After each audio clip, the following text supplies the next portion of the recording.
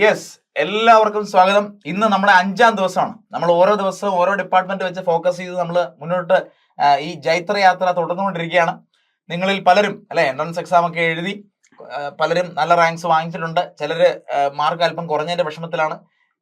എന്ത് തന്നെയാണെങ്കിലും എനിക്ക് തോന്നുന്നു നമ്മുടെ ടോക്ക് കേട്ട പല സ്റ്റുഡൻസും, നമ്മുടെ വെബിനാർ അറ്റൻഡ് ചെയ്ത പല സ്റ്റുഡൻസിനും ഒരു ഒരു കൺവെൻഷണൽ അറിവിനപ്പുറത്ത് എത്ര റാങ്ക് ഒക്കെ എത്ര കുറഞ്ഞാലും നമ്മൾ ഉദ്ദേശിച്ച കോളേജ് കിട്ടിയില്ലെങ്കിലും എങ്ങനെയാണ് ഒരു കരിയർ പ്ലാനിങ് നടത്തേണ്ടത്, എങ്ങനെയാണ് പ്രോപ്പർലി ഇത് സ്ട്രാറ്റജൈസ് ചെയ്തിട്ട് നിങ്ങൾക്ക് നിങ്ങളുടെ ഇല്ലായ്മകളെ കൺവേർട്ട് ചെയ്തിട്ട് അതൊക്കെ വലിയ അഡ്വാൻറ്റേജസ് ആക്കി മാറ്റാനും, അല്ലെങ്കിൽ അതിനെ ഒരു ഒരു ഒരു വലിയ പ്ലേസ്മെന്റിലേക്കും ജോലിയിലേക്കും പോകാനായിട്ട് ഏറ്റവും വലിയ കോളേജിലെ ഏറ്റവും മികച്ച കോഴ്സ് തന്നെ വേണമെന്നില്ല എന്നൊക്കെയുള്ള തിരിച്ചറിവിലേക്കും കുറെ ഇൻസൈറ്റ്സിലേക്കും നിങ്ങളെ നയിക്കാൻ കഴിഞ്ഞു എന്ന് ഞാൻ വിശ്വസിക്കുന്നു. ഒരുപാട് കുട്ടികൾ താങ്ക്സ് ഒക്കെ പറഞ്ഞ് ഇങ്ങനെ ഇത്തരത്തിലുള്ള പുതിയ അറിവുകൾ കിട്ടിയതിൽ പേരൻസും സ്റ്റുഡൻസും ഒക്കെ നമ്മളെടുത്ത് റെസ്പോൺസ് തന്നിട്ടുണ്ട് കഴിഞ്ഞ ദിവസങ്ങളിലൊക്കെ. അപ്പോൾ വളരെ ഇൻട്രസ്റ്റിംഗ് ആയിട്ടുള്ള ഒരു ചോദ്യം ഇന്നലെ ഒരാൾ ചോദിച്ചു. സാറ് അപ്സ്കില്ലിങ് പറയുന്നുണ്ട്, അതുപോലെ ഗേറ്റിന് പ്രിപ്പയർ ചെയ്യണമെന്ന് പറയുന്നുണ്ട്. അപ്പോൾ ഗേറ്റിന് പ്രിപ്പയർ ചെയ്യുന്നുണ്ടെങ്കിൽ ഈ അപ്സ്കില്ലിങ് അങ്ങ് ഒഴിവാക്കി കൂടെ എന്നൊരു ചോദ്യമുണ്ട്. അങ്ങനെ ഒരാൾ ചോദിച്ചു. അപ്പോൾ ഞാൻ മറുപടി പറഞ്ഞു, ഇത് രണ്ടും എല്ലാം നമുക്ക് ആവശ്യമാണ്. കാരണം നമുക്ക് അറിയാൻ പാടില്ല അല്ലെ, 4 years 5 years down the line ഇതിന്റെ കോമ്പിറ്റൻസിയെ പറ്റി ഞാൻ ഓൾറെഡി സംസാരിച്ചിരുന്നു. ഇന്ത്യൻ യുവത്വം എന്ന് പറയുന്നത് ലോകത്തിലെ ഏറ്റവും കൂടുതൽ യുവാക്കൾ പഠിച്ചിറങ്ങുന്ന രാജ്യമാണ് ഇന്ത്യ ഇപ്പോൾ അല്ലെ. ഇനി കുറെ വർഷത്തെ അവസ്ഥ അങ്ങനെയായിരിക്കും. അപ്പൊ ഏറ്റവും കൂടുതൽ നമ്മൾ വേണ്ട രീതിയിലുള്ള സ്റ്റെപ്സ് ചെയ്തില്ല എങ്കിൽ, വേണ്ട രീതിയിലുള്ള സ്ട്രാറ്റജീസ് ചെയ്തില്ല എങ്കിൽ ഈ പറയുന്ന പോപ്പുലേഷൻ എക്സ്പ്ലോഷൻ എന്ന് പറയുന്ന ഒരു വലിയ ദുരന്തമായിട്ട് മാറാനും സാധ്യതയുണ്ട്. നമ്മൾ പ്രോപ്പർലി എംപ്ലോയബിൾ അല്ല എങ്കിൽ, നിങ്ങൾ പഠിച്ചിറങ്ങുന്ന വിഷയത്തിൽ നിങ്ങൾക്ക് ഈ പറയുന്ന പോലെ ഗേറ്റ് പഠിച്ചുള്ള അക്കാഡമിക് ആയിട്ടുള്ള വിവരം നന്നായിട്ട് ഉണ്ടാവുകയും ഒപ്പം ഇൻഡസ്ട്രിക്ക് വേണ്ടുന്നതായിട്ടുള്ള എംപ്ലോയബിലിറ്റി ഉണ്ടാവുകയും ഒക്കെ ചെയ്യണം. ഇനി ആ എംപ്ലോയബിലിറ്റി തന്നെ നിങ്ങൾക്ക് പറ്റുന്ന ഒക്കെ ഫീൽഡുകളിൽ നിങ്ങൾക്ക് മാക്സിമം ഇന്റേൺഷിപ്സ് വഴി, പ്രൊജക്ട് ചെയ്യുന്നത് വഴി, അല്ലെങ്കിൽ ഈ സർട്ടിഫിക്കറ്റ് കോഴ്സസ് ഒക്കെ ചെയ്യുന്ന വഴി പരമാവധി ഏരിയയിലേക്ക് സ്ട്രെച്ച് ചെയ്ത് മാക്സിമം നല്ല റേഞ്ചിൽ ഷാർപ്പൺ ചെയ്തിരിക്കുന്ന വ്യക്തികൾക്ക് ഡെഫിനറ്റ്ലി കൂടുതൽ അവസരങ്ങളുണ്ട്. അപ്പോൾ ഏതെങ്കിലും ഒന്ന് എന്നുള്ളതല്ല, പരമാവധി നിങ്ങൾക്ക് ചെയ്യാൻ പറ്റുന്ന മാക്സിമം ചെയ്യണം. കാര്യം കോമ്പിറ്റൻസ് ലെവൽ ഉയരാൻ പോവുകയാണ്. നമ്മുടെ രാജ്യം നേരിടാൻ പോകുന്ന ഒരു വലിയ വെല്ലുവിളി അത് തന്നെയാണ്. ഇത്രയധികം യുവാക്കൾ പഠിച്ചിറങ്ങുന്നു, അവർക്കൊക്കെ ചേരുന്ന രീതിയിലുള്ള, അവരൊക്കെ അസ്പയർ ചെയ്യുന്ന രീതിയിലുള്ള ജോലികൾ. അപ്പോൾ ഞാൻ നിങ്ങൾക്ക് യോഹാൻ ക്രൂയിഫ് എന്ന് പറയുന്ന ഒരു നെതർലാൻഡ്സ് കളിക്കാറുണ്ടായിരുന്നു. അദ്ദേഹം അറിയപ്പെടുന്നത് ടോട്ടൽ ഫുട്ബോൾ എന്ന് പറയുന്ന ഒരു സ്ട്രാറ്റജി, ഒരു സ്പെഷ്യൽ സ്ട്രാറ്റജിയുടെ പേരിലാണ്. അതായത് അന്ന് വരെ അദ്ദേഹം ഈ പറഞ്ഞ പോലെ ഒരു ടീമിനെ നയിച്ചുകൊണ്ട് വന്ന ഒരു പർട്ടിക്കുലർ 74 മറ്റോ കുറെ വർഷങ്ങൾക്ക് മുമ്പ് അദ്ദേഹം ടീമിനെ നയിച്ചുകൊണ്ട് വരുന്നതിന് അതിന് തൊട്ട് മുമ്പത്തെ വേൾഡ് കപ്പ് വരെ ഈ പറയുന്ന നെതർലാൻഡ്സ് എന്ന് പറയുന്ന ടീമിന്റെ അഡ്രസ്സ് പോലും ആർക്കും അറിയില്ലായിരുന്നു. അങ്ങനെ ഒരു ടീമേ ഉണ്ടെന്ന് പോലും ആരും ശ്രദ്ധിച്ചിട്ടില്ല. കാരണം അവർ ക്വാളിഫൈ പോലും ചെയ്തിട്ടില്ല. പക്ഷെ ഇദ്ദേഹത്തിന് ടോട്ടൽ ഫുട്ബോൾ എന്ന് പറയുന്ന ഈ കോൺസെപ്റ്റ് എന്താണെന്ന് വെച്ചാൽ, ഏതൊരു വ്യക്തിയും മുൻനിരയിലുള്ള ഈ പറഞ്ഞ മിഡ്ഫീൽഡിലുള്ള ഏതൊരു വ്യക്തിയും എല്ലാ പൊസിഷനിലും കളിക്കുക. അതേ ആള് തന്നെ ഡിഫൻഡർ ആവുക, അതേ ആള് മിഡ്ഫീൽഡ് വരിക, അതേ ആള് ഫോർവേഡ് വരിക. അപ്പൊ ഇത്തരത്തിൽ ഏതൊരു പൊസിഷൻ, അപ്പൊ അത് അറ്റാക്ക് ചെയ്യുന്ന എതിരാളികൾക്ക് ഇത് കംപ്ലീറ്റ്ലി കൺഫ്യൂസിങ്, ഇവരുടെ ഫോർമേഷനെ ഒക്കെ പറ്റി യാതൊരു തരത്തിലൊരു ഐഡിയയും കിട്ടാതെ വരികയും അവർ അത്തവണ ഫൈനലി വരികയും ചെയ്തു. നിങ്ങളൊന്ന് ആലോചിക്കണം, റാങ്ക് ചെയ്യപ്പെടാത്ത, അതുവരെ ഈ പറഞ്ഞ ക്വാളിഫയിങ് ലെവലിൽ പോലും വരാത്ത ഒരു രാജ്യത്തെ ഈ പറയുന്ന ഒരു സ്ട്രാറ്റജി, ഒരു പർട്ടിക്കുലർ സ്ട്രാറ്റജി ഫൈനലിൽ എത്തിക്കുകയാണ്. അപ്പോൾ പിന്നീട് തുടർച്ചയായിട്ട് ഒരു നല്ല ആധിപത്യം അല്ലെങ്കിൽ നല്ലൊരു പ്രസൻസ് അറിയിക്കാൻ ആ ടീമിന് സാധിക്കുകയും ചെയ്തു. അപ്പം ഞാൻ പറഞ്ഞു വെച്ച പോയിന്റ് ഇതാണ്. ഈ പറയുന്ന പല റോളുകളിൽ കളിക്കാനായിട്ട് അന്ന് ഇവർക്ക് സാധിച്ചത് അത്തരം ഒരു പുതിയ സ്ട്രാറ്റജി. ഈ ടോട്ടൽ ഫുട്ബോൾ എന്ന് പറഞ്ഞ പോലെ നിങ്ങളൊരു ടോട്ടൽ എഞ്ചിനീയർ ആവണമെന്നൊരു കോൺസെപ്റ്റ് ഇവിടെ നമ്മൾ പറയുന്നത്. ഒരേ സമയം അക്കാഡമിക്സ്, അതിന് ഗേറ്റ് വളരെ ഹെൽപ്ഫുൾ ആയിട്ടുള്ള ഒരു സ്ട്രാറ്റജിയാണ്. അതേപോലെ തന്നെ ഇൻഡസ്ട്രിയൽ ലെവലിൽ, മനസ്സിലായത്. അപ്പോൾ ഒരേ സമയം നമ്മൾ ബുക്കുമായിട്ട് കാര്യമില്ല, ബുക്കിലെ കാര്യങ്ങൾ മാത്രം അറിഞ്ഞിട്ട് കാര്യമില്ല. അതിനപ്പുറത്ത് ഒരുപാട് കാര്യങ്ങളുണ്ട് ഇൻഡസ്ട്രി ആയിട്ട് നിങ്ങളെ ബന്ധിപ്പിക്കുന്ന കാര്യങ്ങൾ. പലപ്പോഴും അവിടെയാണ് നമുക്ക് മിസ് ഔട്ട് ആവുന്നത്. ആ ബ്രിഡ്ജ് കറക്റ്റ് ആയിട്ട് ചെയ്യണം. അപ്പോൾ ഈ എഡ്യൂക്കേഷനിൽ നിന്ന് എംപ്ലോയബിലിറ്റിയിലേക്കുള്ള ആ ബ്രിഡ്ജ്, അത് പ്രോപ്പർലി ആ ബ്രിഡ്ജിങ് നിങ്ങൾ ചെയ്തിരിക്കണം. അപ്പോൾ അത് പരമാവധി ചെയ്യാന്നുള്ളത്. അപ്പോൾ ഒരു ടോട്ടൽ ഫുട്ബോളർ പോലെ ഒരു ടോട്ടൽ എഞ്ചിനീയർ ആവുക എന്ന, നമ്മൾ ടോട്ടൽ ആക്ടർ, കംപ്ലീറ്റ് ആക്ടർ എന്നൊക്കെ പറഞ്ഞ പോലെ അല്ലേ, ഒരു ടോട്ടൽ എഞ്ചിനീയർ ആവുക എന്നൊരു ഒരു സ്ട്രാറ്റജി, ഒരു മോട്ടോ നിങ്ങൾ ലൈഫിൽ എടുക്കുക. അത് നിങ്ങളെ ഒരുപാട് ഹെൽപ്പ് ചെയ്യും. അപ്പൊ ഇന്നത്തെ നമ്മുടെ ദിവസത്തെ ഫോക്കസ് എന്ന് പറയുന്നത് ഇലക്ട്രിക്കൽ എഞ്ചിനീയറിംഗ് ആണ്. അപ്പോൾ ഇലക്ട്രിക്കൽ എഞ്ചിനീയറിംഗിന് വേണ്ടി നിങ്ങളുടെ മുന്നിൽ ഹാജരായിരിക്കുന്ന ഞാൻ കൊണ്ടുവന്നിരിക്കുന്നത് വളരെ വളരെ മിടുക്കനായ ഒരു യുവ ഇലക്ട്രിക്കൽ എഞ്ചിനീയർ ആണ്. ഇൻഫാക്ട് നമ്മുടെ ഡിപ്പാർട്ട്മെന്റുകളിൽ ഒക്കെ നമ്മുടെ ഇന്ധനം എന്ന് പറയുന്നത് ആക്ച്വലി നമ്മുടെ മെറ്റീരിയൽസും, അല്ലെങ്കിൽ അത് നമ്മുടെ വളരെ ടോപ്പ് ലെവലിലുള്ള ടെസ്റ്റ് സീരീസിലെ നല്ല ക്വസ്റ്റ്യൻസും ഒക്കെയാണ്. അപ്പൊ നമ്മുടെ R&D റിസർച്ച് ആൻഡ് ഡെവലപ്മെന്റ് ഡിപ്പാർട്ട്മെന്റിന്റെ ഭാഗമായിട്ട് നമ്മളെ ചേർന്നിട്ടുള്ള ഒരുപാട് എക്സ്പീരിയൻസ് ഉള്ള, പവർ സിസ്റ്റത്തിലൊക്കെ പവർ സിസ്റ്റം എഞ്ചിനീയർ ആയിട്ട് വർക്ക് ചെയ്തിട്ടുള്ള, CET പോലെ നിങ്ങളൊക്കെ കയറാൻ ആഗ്രഹിക്കുന്ന ഒരു എഞ്ചിനീയറിംഗ് കോളേജിലെ അസിസ്റ്റന്റ് പ്രൊഫസറായിട്ട് വർക്ക് ചെയ്തിട്ടുള്ള, അതേ കോളേജിൽ പഠിച്ചിട്ടുള്ള വളരെ പ്രഗത്ഭനായിട്ടൊരു വ്യക്തിയാണ് ഇദ്ദേഹം. റോഷൻ അലക്സ് ആണ് അദ്ദേഹത്തിന്റെ പേര്. അപ്പൊ ഇദ്ദേഹം ഇന്നത്തെ ദിവസം നമ്മുടെ ഇലക്ട്രിക്കൽ എഞ്ചിനീയറിംഗ് എന്ന് പറയുന്ന ഈ ഏരിയയിൽ നമ്മളെ ഒരു പ്രോപ്പർ ഗൈഡൻസ് തരാനും ആ ഏരിയയെ പറ്റി നിങ്ങൾക്ക് മനസ്സിലാക്കാനും തൊഴിലവസരങ്ങളെ പറ്റി മനസ്സിലാക്കാനും ഒക്കെ ഒരുപാട് നിങ്ങളെ ഹെൽപ്പ് ചെയ്യും, ഗൈഡൻസ് തരും. അപ്പോൾ ഇദ്ദേഹത്തെ ഞാൻ ഈ പ്രോഗ്രാമിലേക്ക് ക്ഷണിക്കുകയാണ്.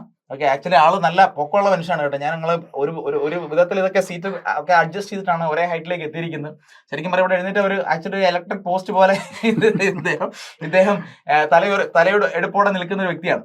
അപ്പോൾ ഇന്നത്തെ പ്രോഗ്രാം നമ്മളിവിടെ ആരംഭിക്കണം. അപ്പോൾ ഇലക്ട്രിക്കൽ എന്ന് പറയുന്ന ഡിപ്പാർട്ട്മെന്റിനെ പറ്റി സംസാരിക്കുമ്പോൾ സാറ് മനസ്സിലാക്കേണ്ടത്, ഈ സ്റ്റുഡൻസ് എല്ലാവരും ചോദിക്കുന്നത് പലപ്പോഴും ഇലക്ട്രിക്കലിനെ കമ്പ്യൂട്ടർ സയൻസിനും ഇലക്ട്രോണിക്സിനും ശേഷമാണ് ഇവർ ഇതിനെ പരിഗണിക്കുക. ഇപ്പൊ ടോപ്പ് റാങ്കിലുള്ളവരൊക്കെ ഇലക്ട്രിക്കൽ ആദ്യത്തെ ലെവൽസ് ഒക്കെ ഉപേക്ഷിച്ചിട്ട് അവർ ഇത് രണ്ടും കിട്ടുകയല്ലെങ്കിൽ മാത്രം ഇലക്ട്രിക്കലിലേക്ക് വരുന്ന ഒരു സാഹചര്യം കാണുന്നത്. പക്ഷേ നമ്മൾ ചരിത്രം നോക്കിക്കഴിഞ്ഞാൽ ഇലക്ട്രിക്കൽ കോർ ബ്രാഞ്ചാണ്.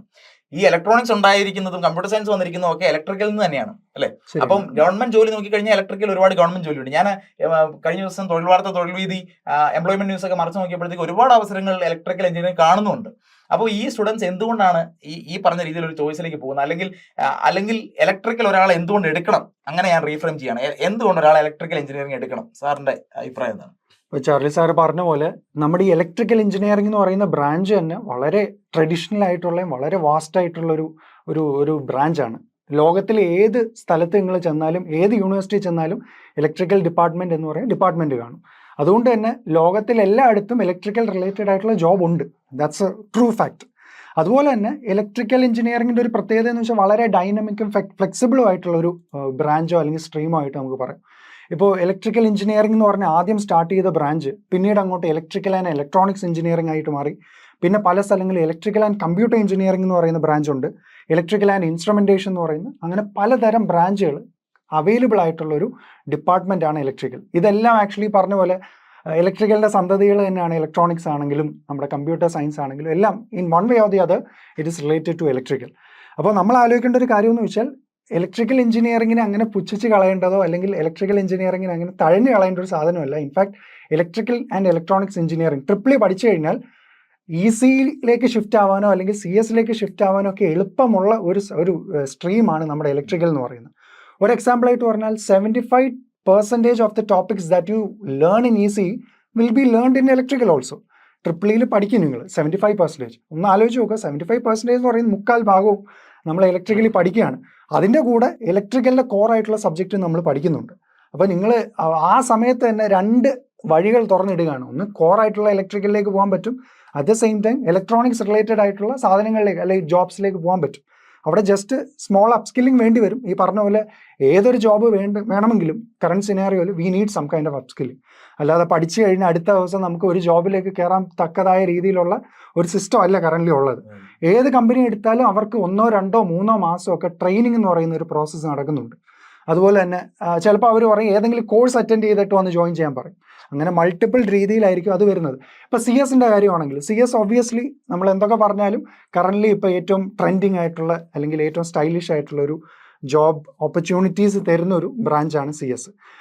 പക്ഷേ അതിൻ്റെ പ്രശ്നം എന്ന് വെച്ചാൽ ഈ പറഞ്ഞ പോലെ ഒരു 10 വർഷം മുമ്പ് എടുത്താൽ ഏറ്റവും ഡിമാൻഡിങ് ആയിട്ടുള്ള അല്ലെങ്കിൽ ഏറ്റവും കൂടുതൽ റാങ്ക് പോയിട്ടുള്ള സ്ട്രീം എന്ന് വെച്ചാൽ മെക്കാനിക്കലൊക്കെ ആയിരുന്നു. മെക്കാനിക്കലായിരുന്നു ഏറ്റവും ടോപ്പ്. നിങ്ങൾ റാങ്കിങ് എടുത്ത് നോക്കിയാൽ അതൊരു 10 or 15 വർഷം മുമ്പ്. പക്ഷേ തിങ്സ് ഹാസ് ചേഞ്ച്ഡ്. അതിൻ്റെ ഇടയ്ക്ക് EC വന്നായിരുന്നു, ഇപ്പം കമ്പ്യൂട്ടർ സയൻസ് ആണ്. ഇനിയും കാര്യങ്ങൾ മാറി മറയാൻ സാധ്യതയുണ്ട്. അപ്പം നമ്മൾ മനസ്സിലാക്കേണ്ട ഇലക്ട്രിക്കൽ പഠിച്ചുള്ള ഗുണമെന്ന് വെച്ചാൽ നിങ്ങൾ പലതിലും മാസ്റ്റർ ഓഫ് ഓൾ ജാക്സ് എന്ന് പറയുന്ന പോലെ പല കാര്യത്തിലും നിങ്ങൾ പ്രൊഫഷൻ്റ് ആയി മാറുകയാണ്. പല ഡൊമൈൻസിൽ നിങ്ങൾ പ്രൊഫഷൻ്റ് ആയി മാറുകയാണ്.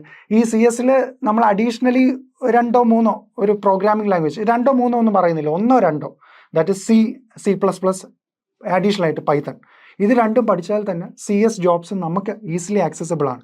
ഇൻഫാക്ട് കോളേജിൽ വരുന്ന പല പ്ലേസ്മെൻറ്റ് കമ്പനീസും ഇലക്ട്രിക്കലുകാരും വിളിക്കാറുണ്ട്. CS-ന് വരുന്ന കോറായിട്ടുള്ള 2 or 3 കമ്പനീസ് ഒഴിച്ചാൽ ബാക്കി എല്ലാ കമ്പനീസും ഇലക്ട്രിക്കലുകാരെ EC-യൊക്കെ വിളിക്കാറുണ്ട്.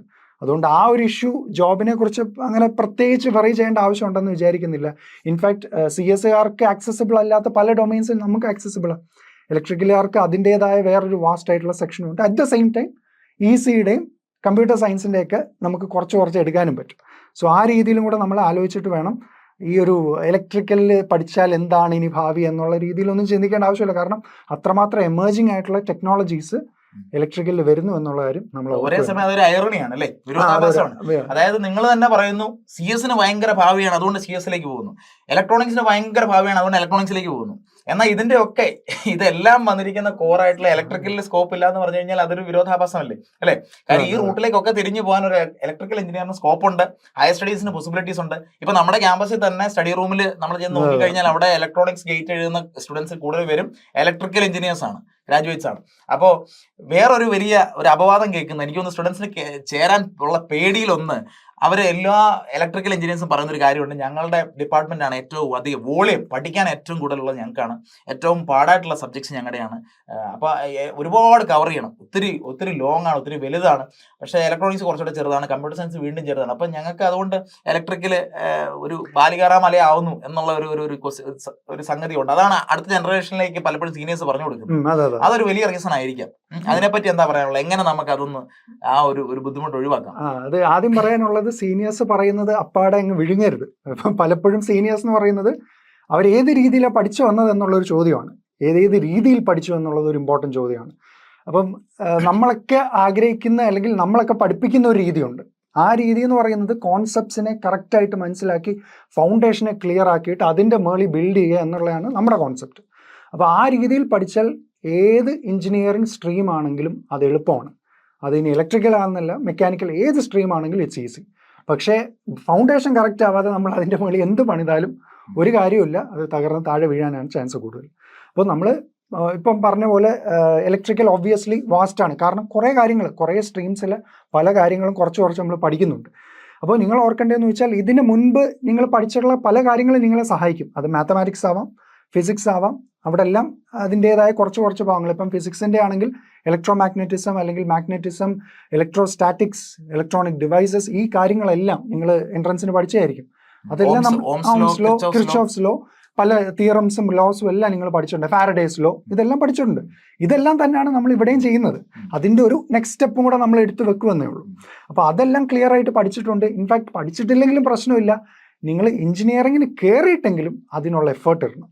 അതിലാണ് ഇമ്പോർട്ടൻസ് ഇരിക്കുന്നത്. ഇതിൽ പലപ്പോഴും നമ്മുടെ ഹിസ്റ്ററി എന്ന് പറയുന്നത് അത്ര ശരിയാവണമെന്നില്ല, പ്രോപ്പറായിട്ട് ആയിരിക്കത്തില്ല പഠിച്ചു വന്നത്. പക്ഷേ സാറ് പലപ്പോഴായിട്ട് പറഞ്ഞിട്ടുള്ള പോലെ ഏത് പോയിന്റിൽ നിന്നും നമ്മുടെ ലൈഫിനെ മാറ്റിമറിക്കാൻ നമുക്ക് പറ്റും.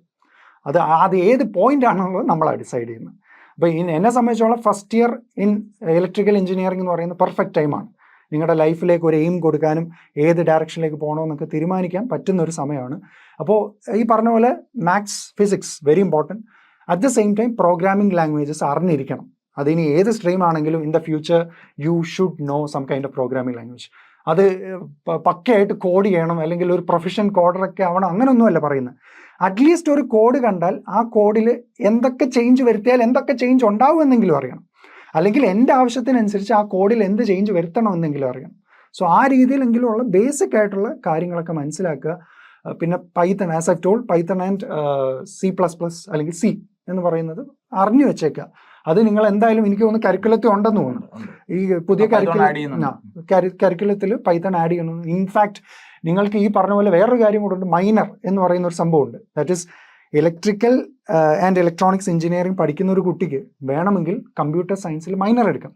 അപ്പോൾ എനിക്ക് തോന്നുന്നു 3rd സെമസ്റ്റർ തൊട്ട് അവർക്ക് ഓരോ സബ്ജക്റ്റ്, ദാറ്റ് ഈസ് കമ്പ്യൂട്ടർ സയൻസിൽ ഇമ്പോർട്ടൻ്റ് ആയിട്ടുള്ള, അതും ഓർക്കേണ്ട ഒരു കാര്യമാണ്. ചുമ്മാ ഇലക്ട്രിക്കൽ കമ്പ്യൂട്ടറിലെ എല്ലാ സബ്ജക്ട്സും പഠിക്കല്ല, ഇമ്പോർട്ടൻ്റ് ആയിട്ടുള്ള ഒരു സബ്ജക്റ്റ് വെച്ച് ഓരോ സെമസ്റ്ററിലും നമ്മൾ പഠിച്ചു പോകാം.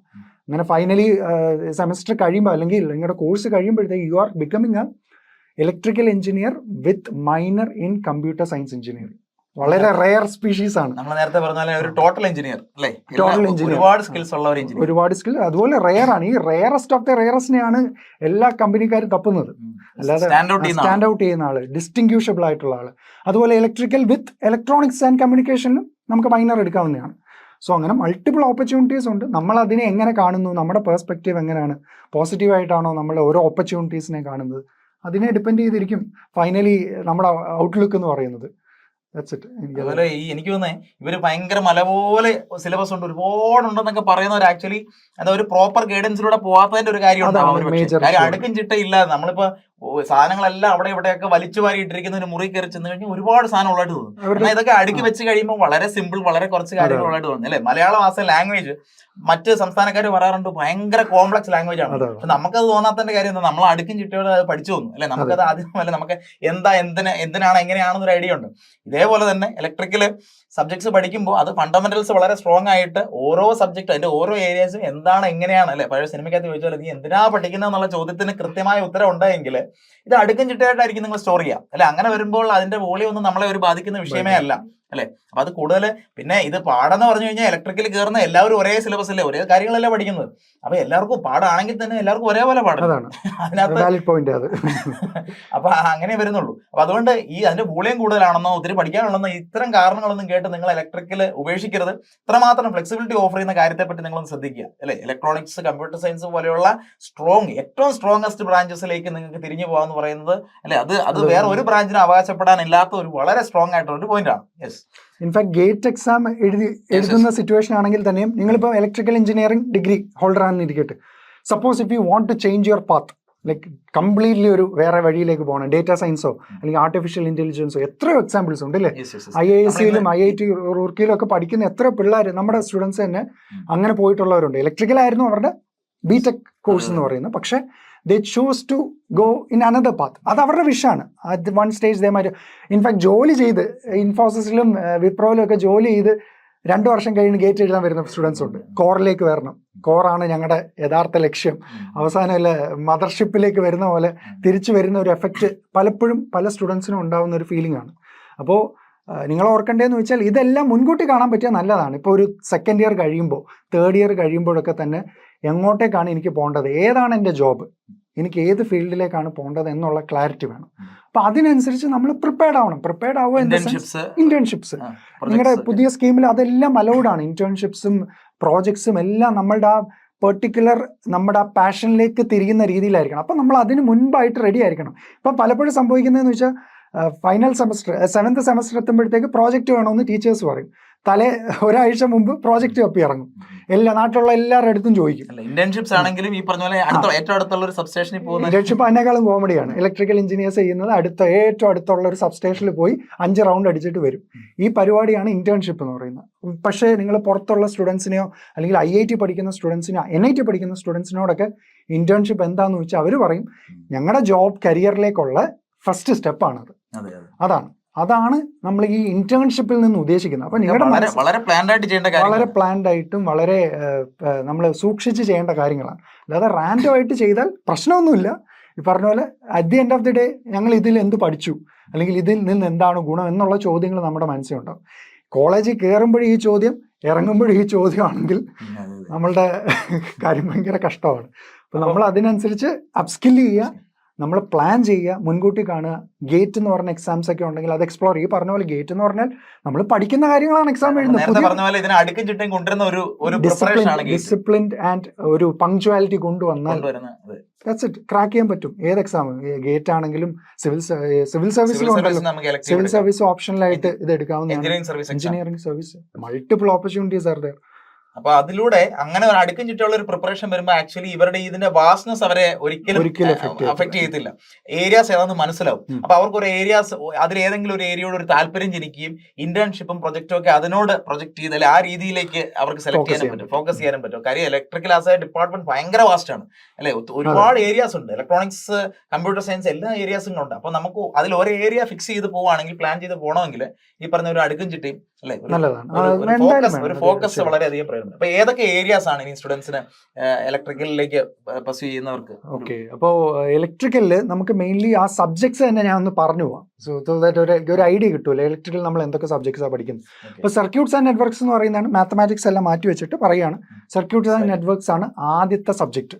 സർക്യൂട്ട്സ് ആൻഡ് നെറ്റ്വർക്ക്സ് അത് സർക്യൂട്ട് ബ്രാഞ്ചസിനെല്ലാം കോമൺ ആയ സബ്ജക്റ്റാണ്. അവിടെ തന്നെ ഒരു സബ്ജക്റ്റായ ഈസിക്കാരും ഇലക്ട്രിക്കലും പഠിക്കുന്ന ഒരു സബ്ജക്റ്റ്. അവിടെ നമ്മൾ പഠിച്ച KCL, KVL വലിയ സർക്യൂട്ട്സിനെ ചെറിയ സർക്യൂട്ട്സ് ആക്കി അതിനെ അനലൈസ് ചെയ്ത് കറണ്ട്, വോൾട്ടേജ്, പവർ ഇത് കണ്ടുപിടിക്കാനുള്ള കാര്യങ്ങളാണ് നമ്മൾ ചെയ്യുന്നത്. വോൾട്ടേജിലോ ഇതാണ്. അപ്പോൾ അത് ഒരു സബ്ജക്റ്റാണ്. സെക്കൻഡ് സബ്ജക്റ്റ് ആയിട്ട് നമുക്ക് പറയാവുന്ന മെഷർമെന്റ്സ് ആൻഡ് ഇൻസ്ട്രുമെന്റേഷൻ. ഇതും ഈസിക്കാർ പഠിക്കുന്നതാണ്, ഇൻസ്ട്രുമെന്റേഷൻ എഞ്ചിനീയറിംഗുകാർ പഠിക്കുന്നതാണ്. അപ്പോൾ സെക്കൻഡ് സബ്ജക്റ്റ് ഒരു കോമൺ സബ്ജക്റ്റ് ആണ്. അപ്പോൾ ഈ സബ്ജക്റ്റിൽ വരുമ്പോഴും നമ്മൾ പല പാരാമീറ്റേഴ്സിനെ മെഷർ ചെയ്യുന്നത് എങ്ങനെയാണ്, വോൾട്ടേജ്, കറണ്ട്, പവർ, ഫ്രീക്വൻസി ഇങ്ങനെ പറയുന്ന പല കാര്യങ്ങളെയും മെഷർ ചെയ്യണം. അതിനെക്കുറിച്ച് നമ്മൾ അറിയണം. എന്നാൽ മാത്രമേ നമുക്ക് അതിനെ കൺട്രോൾ ചെയ്യാൻ പറ്റൂ. ഒരു സാധനം ഉണ്ട്, അതിനെ മെഷർ ചെയ്താലേ അതിനെ എന്തെങ്കിലും ചെയ്യാൻ പറ്റൂ. അപ്പോൾ ആ രീതിയിലുള്ള മെഷർമെൻറ്റ്സ് ആണ് നമ്മൾ അവിടെ പഠിക്കുന്നത്. അതുപോലെ സെൻസേഴ്സ്, ട്രാൻസ്ഡ്യൂസേഴ്സ് വളരെ ഇമ്പോർട്ടൻ്റ് ആണ്.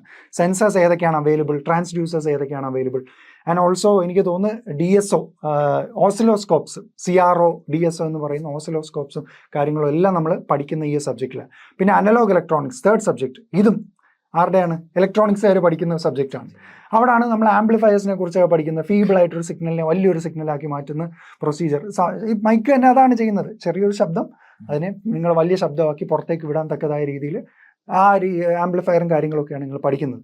അപ്പോൾ അത് മൂന്നാമത്തെ സബ്ജക്റ്റാണ്. പിന്നെ ആണെങ്കിൽ കോമൺ ആയിട്ട് വരുന്ന ഇലക്ട്രോ മാഗ്നറ്റിക് തിയറി, ഒരു ബ്യൂട്ടിഫുൾ സബ്ജക്റ്റാണ്. തിയററ്റിക്കൽ ഫിസിക്സിൻ്റെ വാതിൽക്കൽ വന്ന് നിൽക്കുന്ന സബ്ജക്റ്റാണ്. നെക്സ്റ്റ് സ്റ്റെപ്പ് എടുത്തു വെച്ചാൽ തിയററ്റിക്കൽ ഫിസിക്സ് ആണ്. അപ്പോൾ അത്രയും ബ്യൂട്ടിഫുൾ ആയിട്ടുള്ള സബ്ജക്റ്റും അവിടെ പഠിക്കുന്നുണ്ട്. അതും കോമൺ സബ്ജക്റ്റാണ്, ഈസിക്കാർ പഠിക്കുന്നതാണ്. അവർ പിന്നെ അവിടുന്ന് കമ്മ്യൂണിക്കേഷനിലേക്ക് അവര് കമ്മ്യൂണിക്കേഷനിലേക്കുള്ള ഭാഗത്തേക്ക് പോകും, വേവ്സ് പ്രൊപ്പഗേഷൻ ആ രീതിയിൽ പോകും. നമ്മളാണെങ്കിൽ വേറൊരു ചെറിയ ഡീവിയേഷൻ എടുത്ത് വേറെ റൂട്ടിൽ പോകും. ആ ഡിഫറൻസേ ഉള്ളൂ. പിന്നുള്ളത് എനിക്ക് തോന്നുന്നു സിഗ്നൽസ് ആൻഡ് സിസ്റ്റംസ് എന്ന് പറയുന്ന സബ്ജക്റ്റ് ഉണ്ട്. അതും കോമൺ ആയിട്ടൊരു സബ്ജക്റ്റാണ്. അവിടെയും നമ്മൾ സിഗ്നൽസിനെ കുറിച്ചും അതിൻ്റെ ട്രാൻസ്ഫോംസ് അങ്ങനെ പല കാര്യങ്ങളും പഠിക്കുന്നുണ്ട്. കോറിലേക്ക് വരുമ്പോൾ നമുക്ക് സ്പെസിഫിക് ആയിട്ടുള്ള സബ്ജക്റ്റിലേക്ക് വരുമ്പോൾ എനിക്ക് തോന്നുന്നു ഫസ്റ്റ് സബ്ജക്റ്റ് മെഷീൻസ് ആയിരിക്കും. മെഷീൻസിനെ കുറിച്ചായിരിക്കും പഠിക്കുന്നത്. മെഷീൻസ് ബ്രോഡായിട്ട് പറഞ്ഞാൽ മോട്ടേഴ്സും ഉണ്ട്, ജനറേറ്റേഴ്സും ഉണ്ട്. അതിനെക്കുറിച്ചെല്ലാം നമ്മൾ ഡീറ്റെയിൽ ആയിട്ട് പഠിക്കും. ജനറേറ്റേഴ്സ് ഏതൊക്കെ അവൈലബിൾ ആണ്, മോട്ടേഴ്സ് ഏതൊക്കെ അവൈലബിൾ ആണ്, അതിൻ്റെ ഓരോന്നിൻ്റെ യൂസ് എന്താണ്, ഏതൊക്കെ ആപ്ലിക്കേഷനിലായിരിക്കും നമ്മൾ യൂസ് ചെയ്യുന്നത്. ഒരു ആപ്ലിക്കേഷൻ യൂസ് ചെയ്യുന്ന മോട്ടർ എടുത്ത് വേറെ ആപ്ലിക്കേഷൻ യൂസ് ചെയ്യാൻ പറ്റത്തില്ല. അപ്പോൾ അങ്ങനത്തെ ഉള്ള പല കാര്യങ്ങളും നമ്മൾ ഡീറ്റെയിൽ ആയിട്ട് പഠിക്കും. പിന്നെ വരുന്നത് പവർ സിസ്റ്റം. ഈ കൂട്ടത്തിൽ ഏറ്റവും വലിയ ആനയാണ് പവർ സിസ്റ്റം എന്ന് പറയുന്നത്. ഈ മെഷീൻസ് ആയാലും പവർ സിസ്റ്റം ആണെങ്കിൽ ഇവരെ രണ്ടായിട്ടാണ് നമ്മൾ പഠിക്കുന്നത്. Machines 1, machines 2, power system 1, power system 2 എന്ന് പറഞ്ഞു. അപ്പോൾ ഈ ഒരു സബ്ജക്റ്റും നിങ്ങൾ ഓർക്കേണ്ടതെന്ന് വെച്ചാൽ ജനറേഷൻ സംഭവിക്കുന്ന ഇലക്ട്രിക്കൽ പവർ ജനറേഷൻ സംഭവിക്കുന്ന ഏതോ ഹൈഡൽ പവർ പ്ലാന്റ്സ് ഒക്കെയാണ് ഏതോ മലമുകളിലാണ് നടക്കുന്നത് അല്ലേ, ഏതോ ഒരു ഹില്ലി ഏരിയാസിൽ നടക്കുന്ന സാധനമാണ്. പക്ഷെ പവർ വേണ്ടുന്ന കൺസ്യൂമേഴ്സ് എവിടെ ഉള്ളത്, മലയുള്ള സ്ഥലത്തല്ല, അതങ്ങ് കൊല്ലം അല്ലെങ്കിൽ ട്രിവാൻഡ്രം എന്ന് പറയുന്ന ദൂരെയുള്ള സ്ഥലത്തൊക്കെ ആയിരിക്കും. സിറ്റി ഏരിയാസിൽ അല്ലെങ്കിൽ ഏർബൻ ഏരിയാസോ റൂറൽ ഏരിയാസോ ഒക്കെ ആയിരിക്കും. അപ്പോൾ അവിടുന്ന് ഇവിടെ വരെ പവറിനെ ട്രാൻസ്മിറ്റ് ചെയ്യണം. അപ്പോൾ അതിനുവേണ്ടി നമ്മൾ പവർ ഗ്രിഡ് റെഡിയാക്കി വെച്ചിട്ടുണ്ട്. അപ്പോൾ ആ ഗ്രിഡിൻ്റെ ഓപ്പറേഷനും അതിലെന്തൊക്കെയാണ്, ജനറേഷൻ സ്റ്റേജിൽ എന്തൊക്കെയാണ്, ട്രാൻസ്മിഷൻ സ്റ്റേജിൽ എന്തൊക്കെയാണ്, കൺസ്യൂമർ സ്റ്റേജിൽ എന്തൊക്കെയാണ്, എന്നീ കാര്യങ്ങളൊക്കെയാണ് നമ്മൾ പവർ സിസ്റ്റത്തിൽ പഠിക്കുന്നത്. പിന്നെ കൺട്രോൾ സിസ്റ്റം ഉണ്ട്. ഇങ്ങനെ കൺട്രോൾ സിസ്റ്റം എന്ന് പറഞ്ഞാൽ സിസ്റ്റങ്ങളെ കൺട്രോൾ ചെയ്യാനുള്ള മെക്കാനിസംസിനെ നമ്മൾ ഡെവലപ്പ് ചെയ്തെടുക്കുന്ന ഒരു ബ്രോഡായിട്ട് പറഞ്ഞാൽ അങ്ങനെ പറയാം. സോ ഇവിടെ എല്ലാം ഓരോ പറഞ്ഞ കാര്യത്തിലും ജോബ്സ് അവൈലബിൾ ആണ്. ഇപ്പം പവർ സിസ്റ്റംകാരാണെങ്കിൽ പവർ സിസ്റ്റം എഞ്ചിനീയർ ആയിട്ട് മാറും.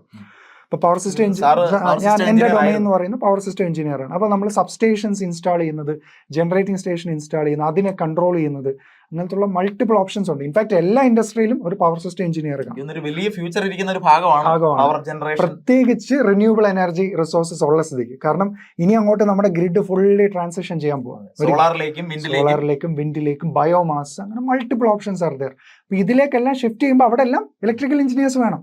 ഇത് പുറത്തുള്ള രാജ്യം, എസ്പെഷ്യലി യൂറോപ്യൻ നേഷൻസിലും ചൈനയിലും ഒക്കെ അത് നല്ല രീതിയിൽ ആ ട്രാൻസിഷൻ നടക്കുന്നുണ്ട്. ഇന്ത്യയിലും ഒരു പരിധി വരെ നടക്കുന്നുണ്ട്. ഇനിയുള്ള കാലങ്ങളിൽ ഇന്ത്യയിലാണെങ്കിൽ പോലും സ്പെഷ്യലിസ്റ്റ് ആയിട്ടുള്ള റിന്യൂവബിൾ എനർജി റിസോഴ്സസ് ഹാൻഡിൽ ചെയ്യാൻ പറ്റുന്നതും അല്ലെങ്കിൽ ഇലക്ട്രിക്കൽ എഞ്ചിനീയറിംഗിൽ ഉസ്താദായിട്ടുള്ള ആൾക്കാർ വേണം. അപ്പോൾ ആ ഒരു കാര്യം ഇസ് ദെയർ. പിന്നുള്ളത് മെഷീൻസിൻ്റെ കാര്യമാണെങ്കിൽ മെഷീൻ ഡിസൈൻ എന്ന് പറഞ്ഞും അല്ലെങ്കിൽ മെഷീൻ്റെ പെർഫോമൻസ് ഇമ്പ്രൂവ് ചെയ്യുന്ന അങ്ങനെ പലതരം ഇതുണ്ട്. പുതിയ തരം മെഷീൻസ് കണ്ടുപിടിക്കുക. ഇപ്പോൾ ഈ പറഞ്ഞ പോലെ പണ്ടൊക്കെ നമ്മൾ പറയുന്ന induction motor, 3 phase induction motor, single phase induction motor എന്ന് പറയുന്ന മോട്ടേഴ്സ് ആയിരുന്നു പറയുന്നെങ്കിൽ ഇപ്പം നമ്മൾ പറയുന്നത് ഏതൊക്കെയാണ്, BLDC motor, stepper motor, reluctance motor, അങ്ങനത്തെ ഉള്ള പല മോട്ടേഴ്സും നമുക്ക് അവൈലബിൾ ആണ്. അപ്പോൾ ഇതിനെക്കുറിച്ചൊക്കെ പലതരത്തിലുള്ള റിസർച്ചും അത് ഇംപ്ലിമെൻറ്റ് ചെയ്യുന്ന കമ്പനീസും ഒക്കെ ഉണ്ട്. പിന്നെ അത് കൺട്രോൾ എഞ്ചിനീയർ ആണെങ്കിൽ അവർ ഓട്ടോമേഷൻ, റോബോട്ടിക്സ് എന്ന് പറയുന്ന ഫീൽഡിലേക്കൊക്കെ പോകാൻ പറ്റും. ആൻഡ് ഓൾസോ ഈ മെഷീൻസും കൺട്രോളും കൂടെ വരുന്ന കോമ്പിനേഷൻ, പവർ ഇലക്ട്രോണിക്സ് എന്ന് പറയുന്ന സബ്ജക്റ്റ്, ഇതെല്ലാം കൂടെ കോമ്പിനേഷനായിട്ട് വരുന്നതാണ് നമ്മുടെ ഈ ഇലക്ട്രിക് വെഹിക്കിൾസിൻ്റെ ആപ്ലിക്കേഷൻ. അവിടെയും ജോബുണ്ട്. ഒബ്വിയസ്ലി ഇലക്ട്രിക് വെഹിക്കിൾസിൽ മോട്ടേഴ്സ് ഉണ്ട്, കൺട്രോൾ മെക്കാനിസം ഉണ്ട്, പവർ ഇലക്ട്രോണിക് ഡിവൈസസ് ഉണ്ട്. ഇതെല്ലാം നമ്മുടെ ഡൊമൈൻ. അപ്പോൾ ഇതിലെല്ലാം നമുക്ക് എക്സൽ ചെയ്യാൻ പറ്റുന്ന ആളാണെങ്കിൽ ഒബ്വിയസ്ലി അവിടെയും ജോബുണ്ട്. സോ ജോബിനെ കുറിച്ച് ആലോചിക്കുകയാണെങ്കിൽ മൾട്ടിപ്പിൾ ഓപ്ഷൻസ് ആണ്. ഇൻഫാക്ട് എനർജി സ്റ്റോറേജ് എന്ന് പറയുന്ന ഒരു ഇമ്പോർട്ടൻ്റ്. ഈ എനർജി എല്ലാം നമ്മൾ ഉണ്ടാക്കുന്നു, നമുക്ക് അപ്പം തന്നെ കൊടുക്കാനുള്ള ഒരു അവസ്ഥയാണ് ഇപ്പം കറൻ്റ് ഉള്ളത്. ബൾക്കായിട്ടുള്ള പവർ, ചെറിയ എനർജിയാണ് ബാറ്ററി സ്റ്റോർ ചെയ്യും. പക്ഷെ ബൾക്ക് ആയിട്ടുള്ള പവർ, ദാറ്റ് ഇസ് ജനറേറ്റിംഗ് സ്റ്റേഷനിലൊക്കെ ഉണ്ടാക്കുന്ന ബൾക്ക് ആയിട്ടുള്ള പവറിനെ സ്റ്റോർ ചെയ്ത് വെക്കാൻ പറ്റുന്ന ഒരു മെക്കാനിസം ഇപ്പോഴും ഇല്ല.